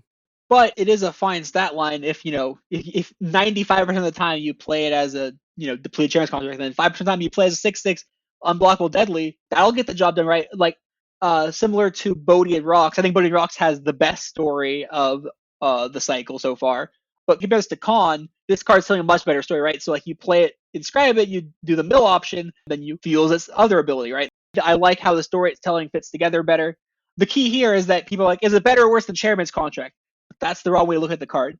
You play this in addition to Chairman's Contracts. Then you suddenly have 8 Chairman's Contracts, and you have 8 power that mill you for 2 when you play them, which is very solid.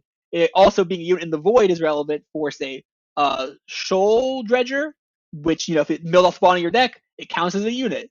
If you get into your Void, just random milling rather than being a power, right? If you're playing a Vara Chain, it could be the last card in your Vara Chain, and having an unblockable Deadly in your Vara Chain is not a bad thing to have. This card's obviously exceptionally powerful, and we'll see play in any deck that cares about self-mill, or even milling your opponent, right? It's each player. So in a mill deck, it's also a fine card. You just mill your opponent for 2 for free with your power. So yeah, card's great. Card's very good.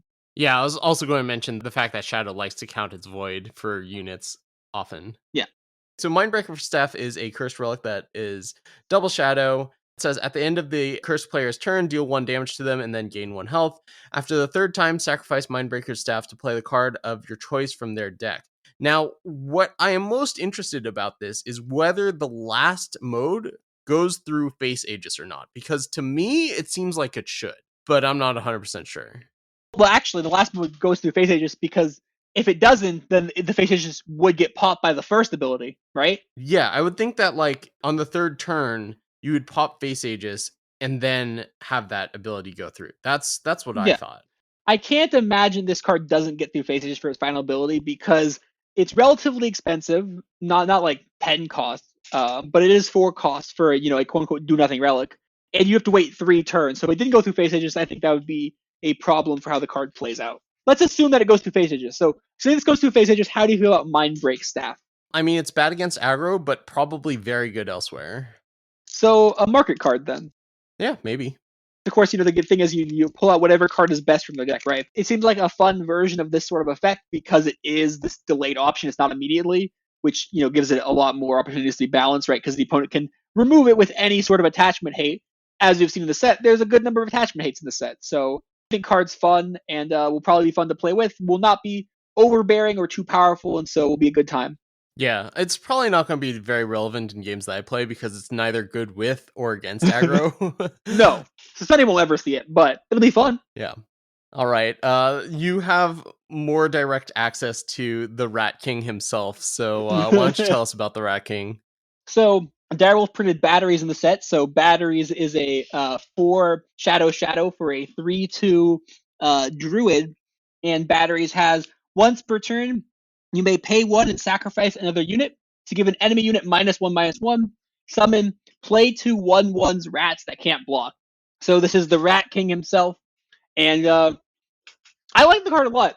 The main comparison, of course, is Assembly Line in a sense. It's 3 bodies for 1 card. This card costs more, but does a little bit more than Assembly Line. I think what the most interesting about this is it's a faction-shifted Assembly Line, which means that decks that want to play a bunch of tokens but don't want to play Fire can play Rat King instead. And of course, if you're playing Stone Scar tokens, you can play both of them. For example, Witching Hour is a card that I love, and Rat King seems like it's going to be pretty decent in a Witching Hour deck. I don't know how good the Witching Hour deck would be, but I like that it's more likely to be able to be a thing. Expedition, I think the card's going to be great. It's just very solid, does just enough to have just an impact. In Throne, I hope it still does things. And of course, it just produced a lot of bodies on the board for a relatively cheap cost. So it has a sack outlet, right? Sack outlets have traditionally been pretty powerful as well. And this has a sack outlet too. So not an exhaust one either. If it was once per turn you may exhaust it, I would not like the card.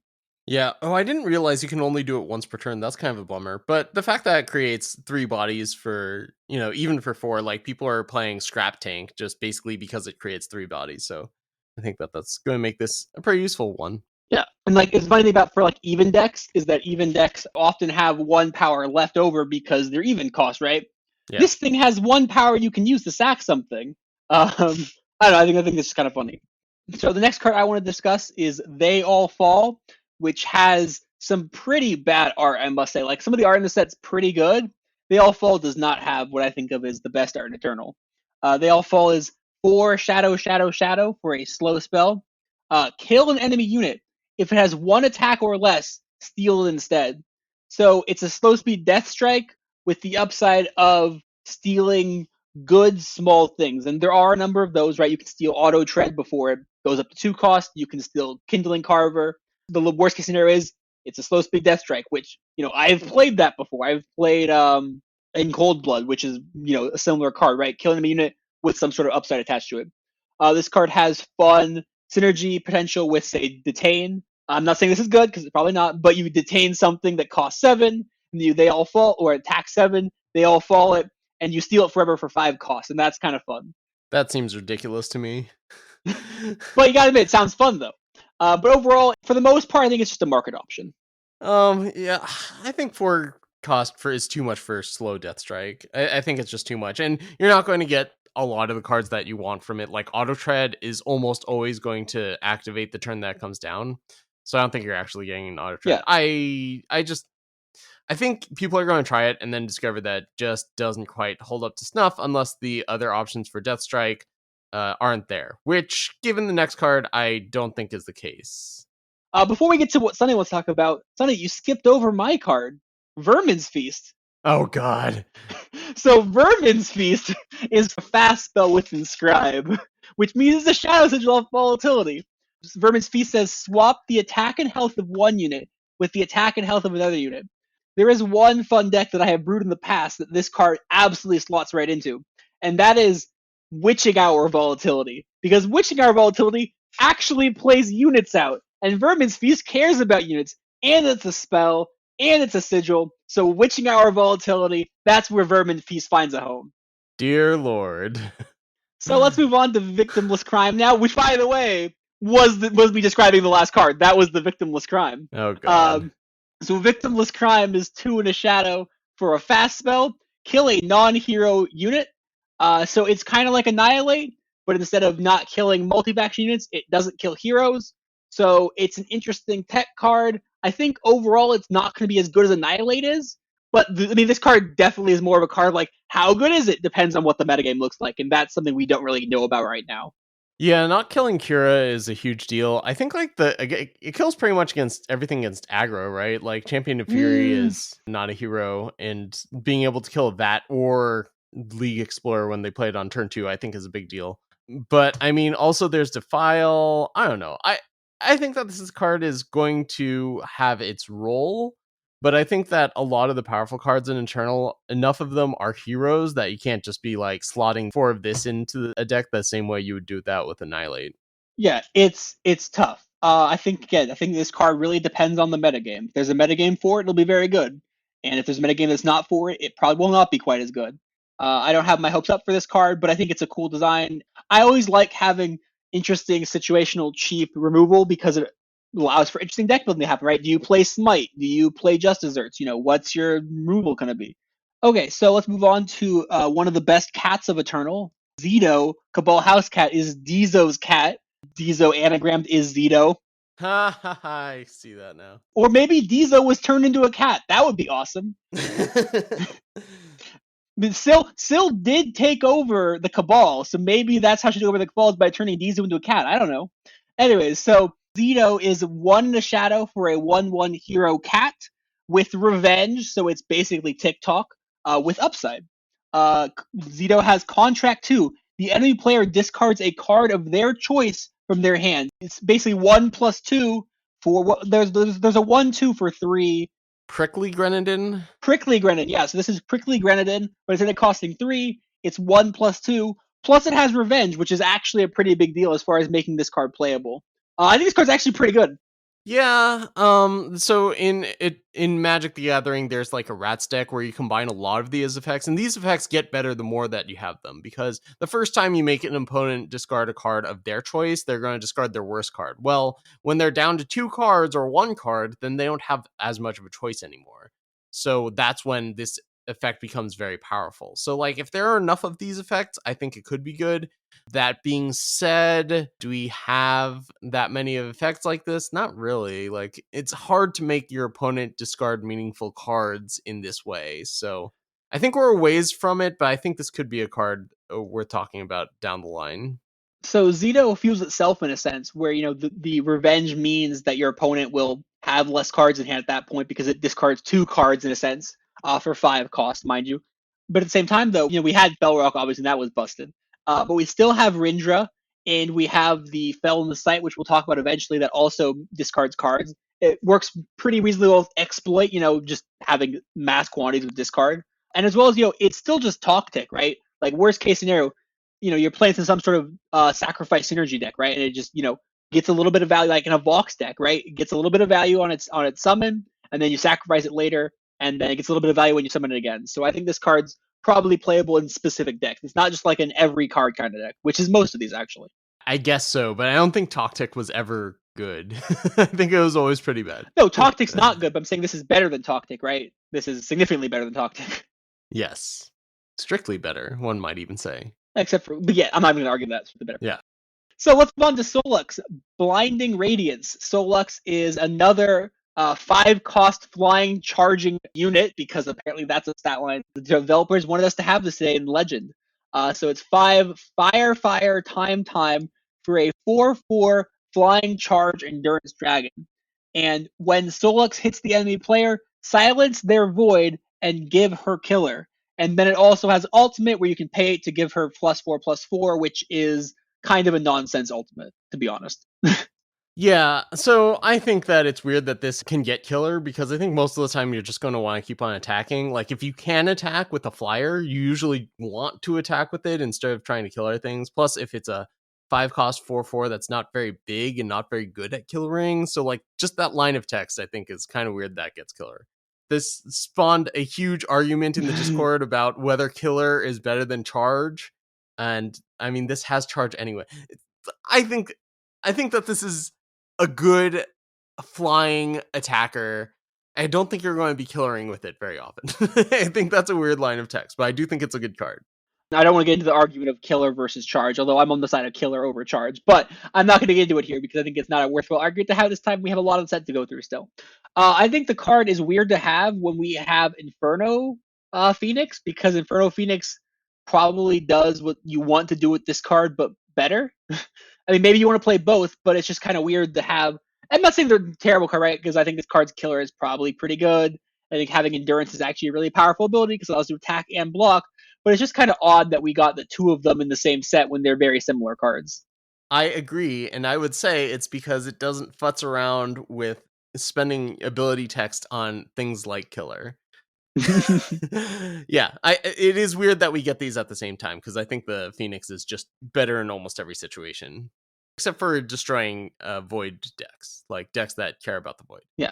So, but wait. So even then, there's Kickflip Monk, right? Like, so, much easier to play than this card. So Ghodan, it's great news. Ghodan's back surgery was successful, and now she has a spine again. For those of you who didn't know, Ghodan's previous art on her last card was complete garbage and was just some of the worst art in Eternal. But now she looks like a person again. So Ghodan Cold-Hearted is a 6-cost 5/5 Oni Gunslinger for Fire, Justice. And she's got Endurance and Quick Draw. And Contract 2, discard your hand and draw 3 cards. Then deal 2 damage to the enemy player for each spell discarded this way. And the main thing I think that this card is Pisto Ever Churning, except more reliable than Pisto. Pisto Ever Churning is same cost, same stats, but it was at the end of your turn, draw 3 cards if you have no cards in hand. Where this always draws you 3 cards. And you can even dome the opponent for like 4 maybe. Crafty Occultist shows us that, discarding cards to draw cards is pretty good. And 6+2 is not really that much more than 6. If it was 8, it would obviously be terrible. But it's 6+2, which is not that bad. And Endurance and Quick Draw are pretty good keywords to have on the same unit. So I think Ghodan's has a pretty decent shot at being playable, at least in Expedition, if not Throne. I don't think so, because I think that the stats that you get from Crafty Occultist are just so much better on rate, and it's a lot cheaper than Ghodan, that I think that card's significantly better. Yeah, I'm voting just like behind rate. Okay, what's next? Aijin Mithril Daimyo? How do you pronounce this? Daimyo is what I would imagine. So Aijin is 4 Fire, Justice. For a 4/4 Oni, pay 1 and exhaust Aijin to play a 4/4 Mithril Armor on one of your units that attacked this turn, so you can't use it before combat. And as Contract 4, play 2/1/2 Oni Samurai with Warcry. What do you feel about? So I think a lot of people think this card is a little bit too inefficient. Would you agree with that statement? Yeah, I just think it's too inefficient. You're paying 8 in order to get 3 bodies. Like, you could have just paid 4 for Rat King. Yeah. I mean, obviously, this is like the amount of stuff you get for this card is better than Rat King, but it's just so far behind rate. And playing weapons on units that already attack, like one of the big reasons you play weapons is to make it so that your units can attack, and it has to already pass that test in order to play this. The other awkward thing is that it's pay 1 and exhaust Aijin. If it was like once per turn, pay 1 and to put a 4/4 weapon on another unit that wasn't Aijin or whatever that attacked this turn, I'd like it more because it meant that Aijin could actually rumble into the red zone. But as is, this card's doing a lot of stuff. Don't get me wrong. Like, I think the card's really interesting and there's a lot of dynamic applications to it. But it seems like all its stuff is just slightly below rate, just barely too little below rate. But I really want to like the card because it is doing a lot. It has a lot of cool elements to it, but it just seems so close. It seems so close, Sunny. Yeah, not close enough. Elemental Fury. I think this card's good. 4 cost, fire primal, deal 4 damage to each unit, and each site cannot be negated. It's your Hailstorm plus, and it hits sites, and I think that it's going to be good if there's another Skycrag Chonkers deck around the corner. Yeah, I mean, again, this is like the 5th Wrath effect we've discussed so far. There is just a lot of Wraths in the set. You know, in Expedition, we've been like, please, Direwolf, give us a Wrath. And Direwolf's like, have 30 of them. Have all the oatmeal you could ever want, boy. So it's interesting how many options there are for Wrath effects now. And again, I think that's really cool to have options for, deck building. I keep saying this a bunch, but I think the card's really good to have. I don't know how good it's going to be, right? We have Hailstorm, we have Lightstorm. Eventually we're going to have 5 cost, deal 5 damage to everything, right? That's where we got to go in the future. Yeah, burn them all, but this time actually burn all of them. Yeah, burn them all, but actually all, not just one. Yeah, the card's obviously, kind of do what it wants to do, and it's going to do it pretty well. Question is it going to do it at a rate that's, what you're actually going to want compared to Hailstorm and Throne? I don't know, but Expedition, it's probably going to be decent there. Yeah. Frostburn is a 3 cost fire primal. It's a slow spell, deal 2 damage to an enemy or 1 damage to 2 enemies, invoke fire primal. And I think it does enough to be a card that might see play. It depends on how good that invoke turns out to be, but it's not too different from 2 damage to something, draw a card, or you can split that damage up, which is pretty nice. Yeah, so this card compares to Rock Slide, which is the first effect at fast speed for 2. So for 1 extra cost and at slow, you also get to invoke. There's a cycle of these invoke. They're all uncommons, although in the spoiler season it was a rare. But there's a cycle of multi-faction spells that all have invoke on them with these 2 factions. And this one I think is just good enough rate and just not tempo and efficient enough to probably see some amount of play. Invoking is not exactly drawing a card, but it's not exactly the same as, say, putting a snowball into your hand, right? Yeah. It's probably good enough. Okay, so this next card is very cool. This is actually Collector's community card design card. So Collector gave us Torque Ballistics Crafter. Torque is a 3 fire primal 3/3 Yeti with ultimate. At the start of your turn, you may discard 2 cards to play a Rocket Sled. Contract 1. Create and draw a snowball. And Rocket Sled is 3 fire primal. For your spells, deal +1 damage, and your Yetis have +1 attack. So 4 cost 3/3 that gives you a snowball, and then eventually you can maybe make a Rocket Sled. So just before we discuss the actual implication of this card is cool because Direwolf made some references to the team, the Barbarian Camp Collector's team that he's on. I didn't see that before. That's great. For one thing, the initials of Torque Ballistic Crafter is TBC, right? So the card is literally TBC. And then the second thing is that Rocket Sled makes a pseudo Barbarian Camp. Barbarian Camp, of course, is the relic that makes all of your units have +1 attack. Rocket Sled makes all of your Yetis have +1 attack, right? So there's sort of 2 small homages, what would call Easter eggs pointing to TBC, the team. And I think that's really cool that Daryl put that in there. So also, Torque has like some of the most adorable art in the set and probably the game. Like the art on Torque is completely adorable. But anyways, so beyond the aesthetics of the cards, Sunny, how do you feel about Torque? Yeah, well, first of all, just absolute home run as far as design goes. Like, this has to be one of the best design cards in all of Eternal. Like, not to rain on anyone else's design a card, those have all been really good. We've had really good design of cards. But man, this one is just it's got so many Easter eggs. Can't hold all these Easter eggs, you know? So that's super cool. And on top of that, I think, oh man, I don't think it's gonna make it into well, I don't know. Like the rocket sled's pretty good. I think it's pretty good. It's like I think it's borderline for Throne Yetis, but it might be good enough. You basically discard one card, you transform one of the cards that you have into a rocket sled, right? Because you get the Yeah. snowball from it for free if you pay the contract, and then you discard one of the cards in your next turn in order to turn it into a free rocket sled. If you can get it in play, Rocket is going to be powerful to have in play if you're Yetis, because having the your units get +1 attack, for free, quote unquote, without having to put the card in your deck is good, as well as your spells dealing +1 damage is probably good. Lens of Clarity costs 4 and has no other text for a reason. There's a reason Lens of Clarity costs 4, and that's because putting a relic that gives your spells +1 damage, it's very hard to interact with that, and that can really add up. I like Torque obviously because I'm friends with Collector, and I think that Torque is a very cool design. I like having more snowballs in the game. Right, any card that makes a snowball, I think, is awesome. Obviously, in draft, I'm going to be pack one, pick it, winning this every time because I love the card. Oh God, I don't think it's a great pack one, pick one, but we'll get onto that next time. I'm obligated to, Sutter. Okay. I think it's cool that contracts to make a snowball. I think it's a very cool design. I like the card. Yeah, I think it's worse than the site. It's worse than Wump, but it's better than the other Lord. Massmaker? Yeah, Massmaker.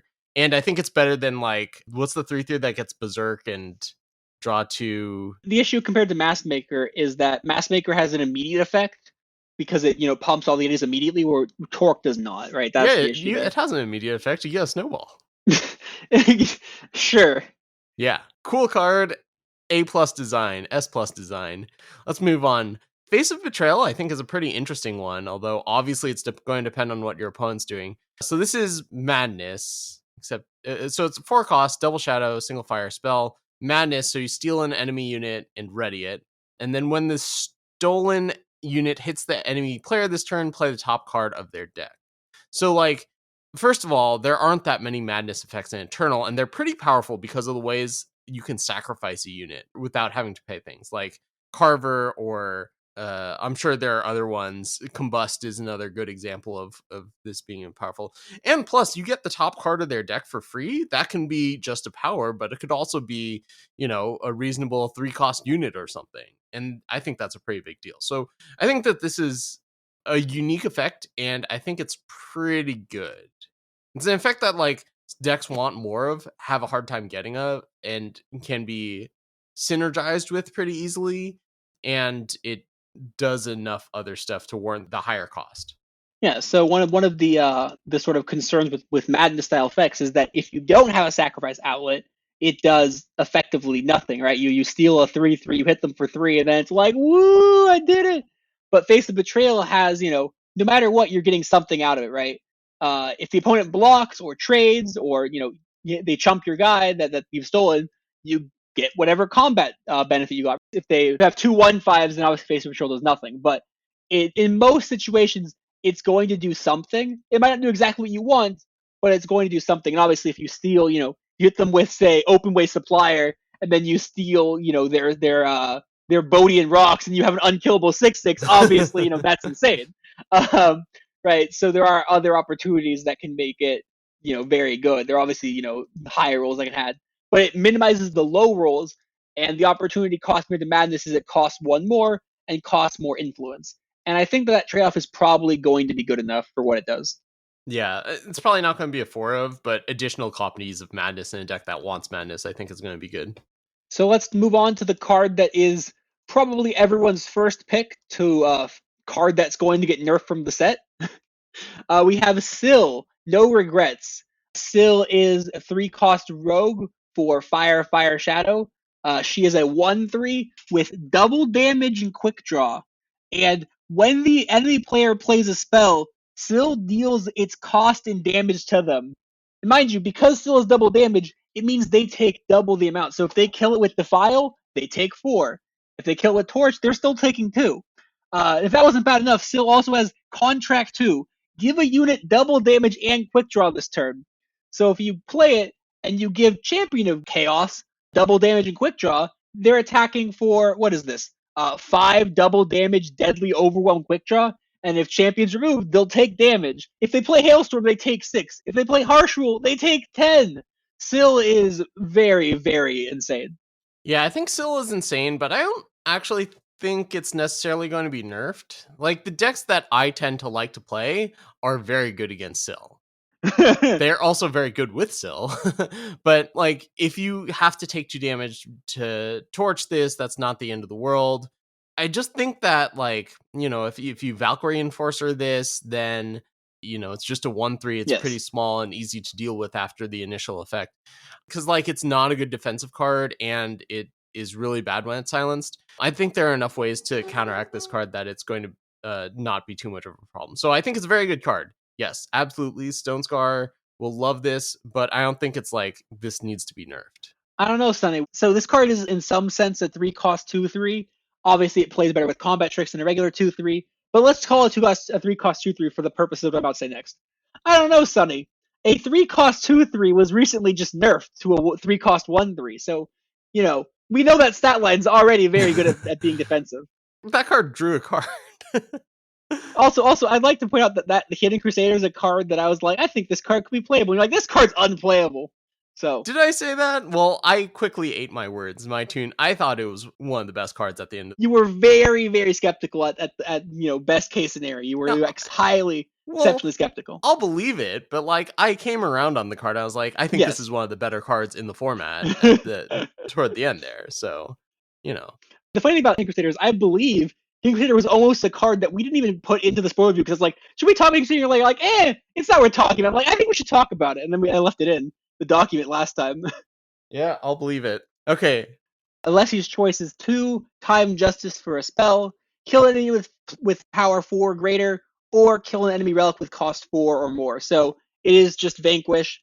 The upside, of course, is that now you get to kill Waxing Moon, basically. So Vanquish couldn't kill Waxing Moon. Now it kills Waxing Moon. Maybe you're playing Alessi's choice now in Combrei decks because it has that little bit of flexibility. Anyways, okay, move on to Alessi High Arcanist now. I think the only thing worth mentioning Alessi, it's 5 cost, Justice, Time, 3/3. When you play a spell, Alessi gets +1/+1 for each of its factions. Contract 2, gain 3 armor and play a spell from your hand that costs 3 or less. So first of all, this is hilarious with vows because is it vows? No, chance, yeah. 3 faction cards because it gets +3/+3 for each chant. Not that I think this is particularly good with chance, but I think that the only way that this card is good is when you're playing it and you have a Stand Together in hand. And then you immediately play Stand Together. And like, then you don't have to worry about playing a unit and then having power up for the Stand Together. So in that way, it's kind of like Sword of Unity. But other than that, I don't think this card is good enough. It's too expensive. It'd be like Sword of Unity. If Sword of Unity required you to have that card in hand, which it doesn't, because Sword of Unity plays it itself. Yes.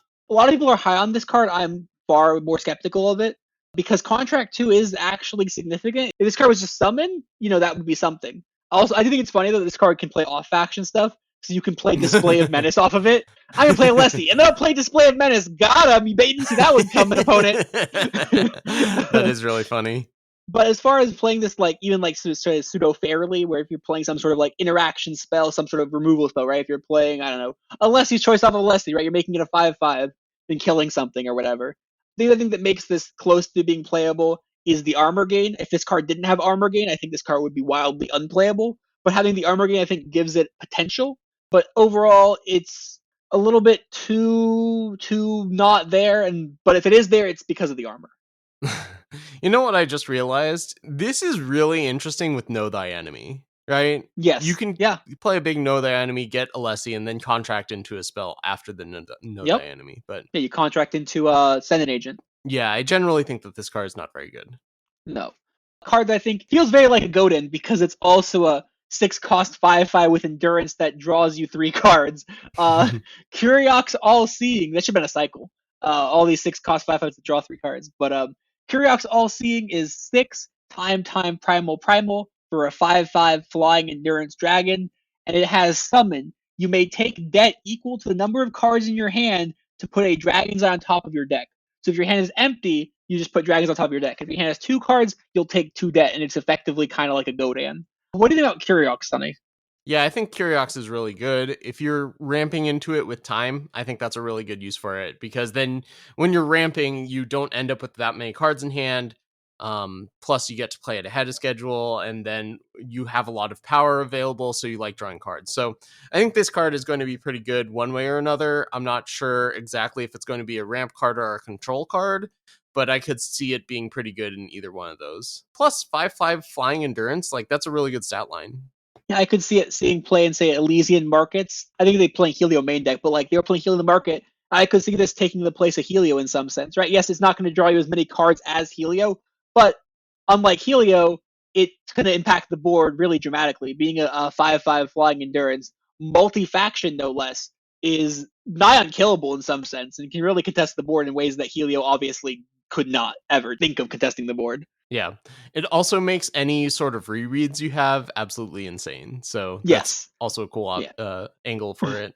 If you're playing Kuriox main deck, you're playing Reread Market at the very least. If you're not, you should definitely be playing Reread in the market. Yeah. Okay, so now we have Trials and Tribulations. And if it's Star Trek, you can think it's Trials and Tribulations. So Trials and Tribulations is 2 time primal for a slow spell. Deal 2 damage to each unit. Your units that survive get +1/+1. So it's Lightning Storm and Unlock Potential stapled together. I mean, it's Lightning Storm Plus, but I don't think it moves the needle that much. I don't think it's game breaking anyway. I don't think it's necessarily game breaking, but I think it is so good. I think it's also like far better than Lightning Storm in like every way. Just on the base level of like putting in a Jenny Merchant deck, right? Geneva Merchant or Jenny, right? You pull it out with Jenny, you play it, you sweep their board up, and then you're left with a 3/4 Aegis in play afterwards. That's really, really good. And this works with Jarl. Obviously only after one's flipped, Master Conjurer.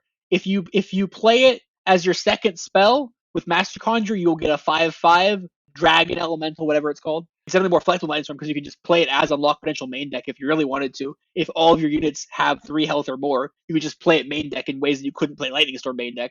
It's very good. It's very, very good. Much better than Lightning Storm. All right, sure, I guess. It wasn't a question of what situations we'd see it in play. It just makes those situations better. So, well, whatever. We'll see how big of a deal it is. I don't think it's going to move the needle that much. You can play it when you couldn't play Lightning Storm, right? If Lightning Storm doesn't kill anything, it's unplayable. But if this gives your whole team +1/+1, you can just play it. Yeah, but like you usually don't have that many units. Like it might give 2 units +1/+1. That's good, yes, but it's still not very good if that's all it's doing. And against, we will see. Yes, we will see. So Delph Free Profit is 3 Time Shadow for a 3/1 unblockable mystic. Delph has, when a player plays a spell directly on Delph, sacrifice him to invoke Xenon. So basically, it's a very aggressive threat, and as soon as the opponent deals with it through targeted removal, you get to not necessarily draw a card, but you're not drawing a card either, right? You're getting some form of card advantage, and I think that stat line with 3/1 unblockable is pretty good at trying to provide aggression and getting a card back for it when the opponent, plays Defile on it. Oop, I get a card back. I think that's pretty solid. I don't think it's going to move any needles, shake any waves, but I think it will be a solid option in whatever deck it could be a good option for. I think this is going to be really good in Expedition. What was the 4-cost Shadow Invoke card that had unblockable? Incarnus. Yeah. So, think about that card and how, upon looking at it for the first time, you're like, the body isn't super overwhelming. Maybe it'll be okay, but I don't expect too much of it. And then it was absolutely insane, right? Mm-hmm. So I think that Delph is going to be pretty similar to that. It's going to do a lot of damage to people. Granted, you don't have the ultimate. It's not ultimate. Mastery. Mastery, yeah. You don't have the mastery for this, so it can't get completely out of hand. But costing 1 less, I think, makes up for that. And then when they deal with it, you also get to invoke, which is pretty cool. Now, of course, the way to deal with Delph is, you just play Lightning Storm, Trials and Tribulations, Elemental Fury, Caustic Rain, any of these Wrath effects that exist in this single set by itself, because, if you're killing it without targeting it, you don't actually get the invoke ability, right? I like that it has, that sort of a way to play around it. So, would you like to discuss Bless the Wild since it's a Kira card? Yeah, okay, so there's some talk about Bless the Wild. This is a 1-cost Justice Primal's fast spell. It says give a unit +1/+1, contract 2, negate a spell applied directly on that unit. I think it's kind of interesting. It's definitely not as good as Bubble Shield, but it works in some situations where Bubble Shield does not work for Kira decks. And that is if your opponent is playing the Shadow Creeper, the 3/1 that says that things can't get Aegis, or Vara. So basically situations where you can't get Aegis, and you can defend yourself against something like an Annihilate that you wouldn't be able to otherwise. And I think Kira is the type of deck where all your power is bottlenecked into that one turn that you need to protect the Kira.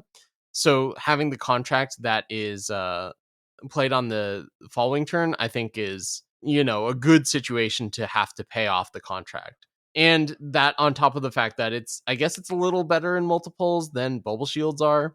So I don't think that this is better than Bubble Shield, but if the format comes into a situation where Aegis blockers are something that people are playing, this can deal with that. And I guess also, does it stop Edict of Shavka? What's the fire one? It's Edict of Shavka, right? It would because that one can't be negated. It can't be negated. I thought it just couldn't be blocked by Aegis, but maybe it can't be. I don't know. Maybe I don't remember. Maybe if it's just can't be blocked by Aegis, then yes, it would stop Edict of Shavka. No, it can't be negated either. So yeah, I think that there's a spot for it, but probably just not going to see play unless the mega game shifts into a certain way. So the other thing that Bless the Wild does is that different from Bubble Shield is that it gives a permanent buff to a unit, which can be relevant in unit combat, for instance. Yeah. So it has other upside there. I think that one of the places I know I always say markets a lot, but I like markets. I think markets are really cool. Kira oftentimes really had a set in stone 4-card market, and the 5th card was sort of a tech card option. And I think this could be a very reasonable tech card to put into a Kira market, because having a targeted spell in the market could sometimes be just, what you just want out of the market, and it also puts protection in the market. So it kind of puts this, different option into the market, which I think could be where it ends up going. Well, I will say that ever since I started playing Stormhalt Knife in the market, I haven't wanted to free up that spot again. So maybe that spot doesn't exist anymore. Okay, so next card I want to talk about is Stolen Augmentation, which is, one of the best draft uncommons, although this is not draft. Stolen Augmentation is 3 Justice Shadow for a fast spell. Notably, if it wasn't fast, it would not be good. It says give one of your units +1/+1 and an enemy unit -1/-1, invoke Argenport. It does 3 very small things, and I think that can add up into a pretty neat package for 3 costs. I think that this is an incredible limited card, but I don't think it's very good for constructed. It's certainly not a throne card, I'll tell you that much, but Expedition, I could see it. Maybe. I mean, it depends on how many things die to the -1/-1. We've seen a fair number of new cards that have 1 health. Okay, so let's move on to Iadria. Do you want to read Iadria? Because that can break your brain and not mine. Oh, great. Iadria is a 4-cost double primal, double shadow, 3/4. So it's a Feln unit. When an enemy unit attacks, its health becomes 1. When an enemy unit blocks, its attack becomes 1. So basically, it makes all of your opponent's attackers made out of glass so that they get killed very easily, and all of their blockers made out of stone. They don't fight back. And I mean, that's a really big effect. That's a big effect to apply to the game. And it's a 3/4, it costs 4, it's multi-faction, it's a hero. This card should be really hard to remove. And that effect, I mean, can certainly be capitalized upon, right? If you just have a bunch of 1/2s in this, your units are never going to die in combat. How you get 1/2s? Mother of Skies. Yeah, I think this card has a strong power level, puts into a different kind of deck. Also, I can guarantee you that you will play with it incorrectly, and you will play against it incorrectly so many times. You will get it wrong every time you see it in play. So I'm very scared of it because I know that I'll be getting it wrong every time. Card's really cool, card's really different, card's probably pretty powerful. We also have Sweet Dreams. I love this card. I think this card design is so fun. Sweet Dreams is 5 Primal Shadow for a fast spell. Play a unit with cost 3 or less from your void and give it +2 health. Invoke Feln. This card just looks so fun. I I guess it's okay. I don't know. I don't think it's a constructed card. I think it'll be a pretty good limited card. I think it's a constructed card. Okay. I think it's really fun. So like you know, you have to pay it all at once, but compared to like Dark Return or Sinister Rumors, you're paying 1 extra for fast and invoke. You know, 3 cost card your void, +1 for the Sinister Rumors, +1 for the fast and the invoke. And that seems like a relatively decent trade. +2 health, you know, is reasonable. See, the reason I think it's fun is I think it's gonna be fun, interesting, result in interesting decks, and not be overwhelmingly powerful. Well, okay, so I think it's been a really long time since Dark Return has been good enough because it's behind rate. I think that Last Chance is pretty good. That's because it costs 1 less than Dark Return. And then on top of that, for Sinister Rumors, you just have a lot of flexibility with the card. Yeah. So, But Sunny, this card can get gotten off of volatility. oh god. What? Gotta stick that in there right before the very end, Sunny. Oh god. Okay, the Uncountable. Speaking on the dream theme for Feln, the Uncountable is a 1/3 Nightmare Sheep hero in Primal and Shadow. It costs 2. It's deadly. It says pay 4, exhaust the Uncountable, discard a card, and sacrifice another unit to play a 5/5 Impending Doom. I don't think that this card is very good. It is just hilarious. The Uncountable, a hero. I just think that's brilliant. It's a sheep, right? Because you're counting the sheep, but because it's a nightmare, it's uncountable. It's just the flavor here is off the charts.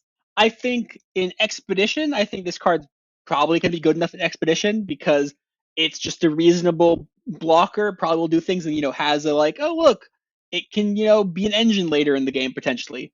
In Throne, I'm far more skeptical of it, although it is a multi-faction unit for Mom. I know that people have been brewing up some Mom lists in the main Discord. You have to discard a card and sacrifice a unit and pay power and exhaust it. I think in Expedition, it's probably going to be fine. I don't think in Throne it's going to be that good, though. Yeah. So the next card is a Feln Sight. We get at least 1 sight. I'm hoping there's more that are unspoiled as of this moment, but there's at least 1. The Feln Sight is Night Dojo. So it's a 3-cost sight, which we haven't seen very many 3-cost sights, so that's always very exciting. So for 3 Primal, Shadow, so for 4 influence, it has 1 health, so it dies to anything. When the enemy player plays a spell directly on one of your units, they discard a card. So if they torch a unit, they discard a card. If they defile a unit, they discard a card. If they hailstorm, they don't discard anything. The Night Dojo has Rindra's Agenda. It makes Feln Blueprints, Reflection, and Abduct. Feln Blueprints is, of course, the blueprints. Reflection is 1 in a primal for a spell with revenge. Each player draws a card. Abduct says, look at the enemy player's hand, discard a unit of your choice, and then you steal it. And this makes the XXXYY Rindra, the 2/3 Rindra that makes your opponent discard a card as well, not the Nightfall Rindra. Night Dojo seems very solid. It compares to Roland's Tomb, or Regent's Tomb, I guess. It's still Roland's Tomb. Spoiler alert, Roland died in episode 0 of Eternal. So Regent's Tomb is very similar to this. Regent's Tomb has Sabotage and Lingering Influence, and this has Blueprints and Abduct, right? So they both have the sneak power, and they both have a discard effect on it. This card costs 1 less than Roland's Tomb. So it's probably pretty decent, right? Worst case scenario, you play a 3-cost Seek Power, and the opponent has to invest some resource into killing it, right? They either have to attack it, or they have to throw some removal at it. And if they ever throw any removal at your units, you get a 2-for-1 guaranteed. So I think this card is just pretty solid. I agree with everything you said. A common play pattern with sights is that in order to deal with sights, player A plays a sight, player B removes a blocker with a spell, and then attacks the sight down. If that happens, what you get out of Night Dojo is that you draw a card and your opponent discards a card. And that's probably a reasonable card at 3. Like, draw 2 cards is good, and draw a card, opponent discards a card is probably fine if that's, like, pretty much the floor of the card. And obviously, if the longer it stays in play, the better it is. So if you just go unit, Night Dojo out of some sort of Feln deck, I think that can be extremely powerful. I think if there's another card that might need to get nerfed, it may or may not be Night Dojo. I don't like calling out nerfs, but I was studying, like, seeing, like, what's the cards going to get nerfed? I think Night Dojo could be on sort of the short list of cards that maybe needs a tune-up in a sense, because it seems like its floor is very good and its ceiling could be very annoying. Yeah. I mean, its actual floor is that it draws a card and then gets killed. But I think very often it's going to require your opponent to spend resources in order to deal with it. The resource they're spending is, attacking, right? If they attack it with, say, 5 power worth of aggro units, it means they're not attacking you for 5 power, right? It gains you 5 life. I would play a blueprints for 3 that also gained me 5 life in a heartbeat. Especially if that blueprints for 3 that gains me 5 life also has this insane upside of potentially doing a whole bunch of other stuff as well, right? If all it did was the gain 5 seek power, like if that's the floor, that's a pretty damn good floor. Yes, except it's not gain 5 is the floor. The floor is gain 1. Sure, but Yeah. I mean, But yeah. If it gains 5 and is a seek power, that's often very, very good. Yes. You don't need units to play this. Maybe you could just play this in control deck and just hope to get 2 sides of it. yeah. Draw a card plus abduct. Like, maybe that, and plus gain some amount of life. Maybe that's good enough. As far as needing a nerf, I have no idea. Maybe. For our final card to talk about, let's talk about Glorious Gathering. It's a meme card, but it's a fun card, and it's kind of fun to end on a fun meme card like this. So, Glorious Gathering is a 1-cost, factionless legendary relic. And once per turn, you may pay 3 power to gain an influence of your choice. And then, at the start of your turn, if you have 5 different heroes and their factions include one of each faction, you win the game. Yeah, it's so bad. It's so bad. You have to. Oh my god. It has to be bad. It has to be on your turn, and you have to have 5 units in play, and you have to have ridiculous influence. But it is pretty hilarious. It's basically coalition victory. Yeah, so this card has to be bad from the standpoint of producing good games, right? If this card produced a tier 1 or tier 0 deck, that would be a horrible metagame. But having this card exist at all is fun. It's fun to have people, from a game design perspective, have people have puzzles to fill, to be like, I'm going to win with this card. That's the goal, is to win this card. And of course, I came up with the best way to win this card, Sunny, is Witching Hour, because Witching Hour produces 4 heroes by itself. So if you combine Witching Hour with Triumphant Stranger or Nyctotraxian, you win the game with only 2 cards needed, not 5 cards. I guess so. I'm not saying that's good, because that still requires 6 Shadow and then 1 of each of the remaining 5 influence. So it still requires 10 influence total. But I think that if you're going to go with Glorious Gathering, your best odds to win the game are to do some sort of dumb Witching Hour shenanigans. But there's a lot of fun options. Like, I know people are like, I'm going to play Vox with Kato and other heroes that exist in the Vox Kato package. This card's a fun card to have exist, but it's also a fun card to have not be tier 1. Yeah, paying 3 to gain 1 influence. Oh my god.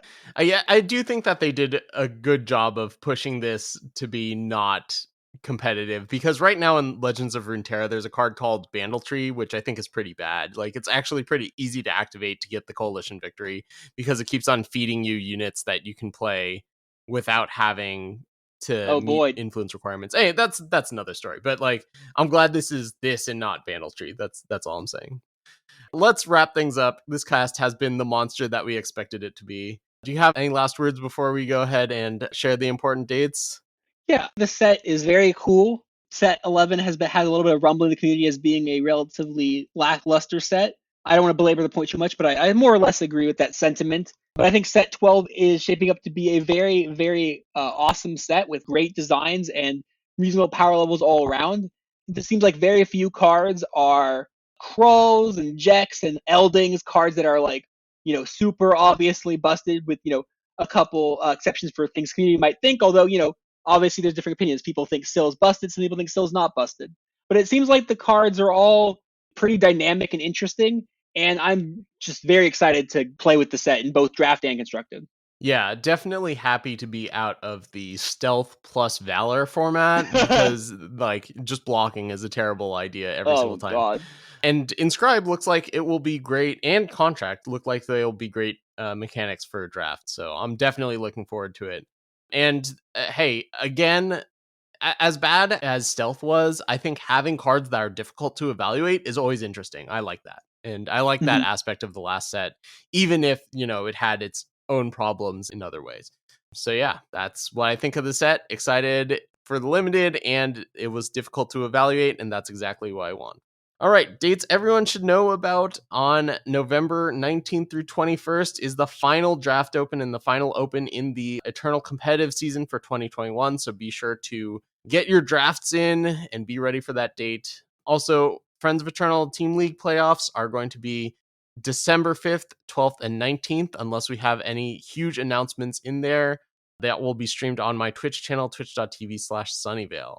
Thank you all for listening, and despite the fact that we took a long break, thank you to our patrons who are crazy and support us. It's very appreciated. And thank you to SRFS for editing this absolute monstrosity and for agreeing to edit the next one, because holy cow, it takes so much time. And it's the best gift anyone could give me. If you were wondering what to give me for my birthday or what to give me for Christmas or Hanukkah or what have you, offer to edit some podcasts for me. That is what I want. All right. Thank you for joining me again, Stormblessed. Thank you to everyone listening. I'll see you guys next time when we go over the entire set for draft. So look forward to another monster episode coming up soon. Until next time, we will see you in the friend zone.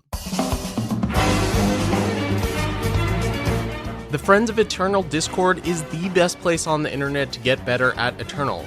We have players of all skill and experience levels all happy to help each other out on basically any aspect of their Eternal gameplay. And making all this possible is our generous patrons over at patreon.com. If you'd like to support FECast or Friends of Eternal, consider donating at patreon.com/Friends of Eternal.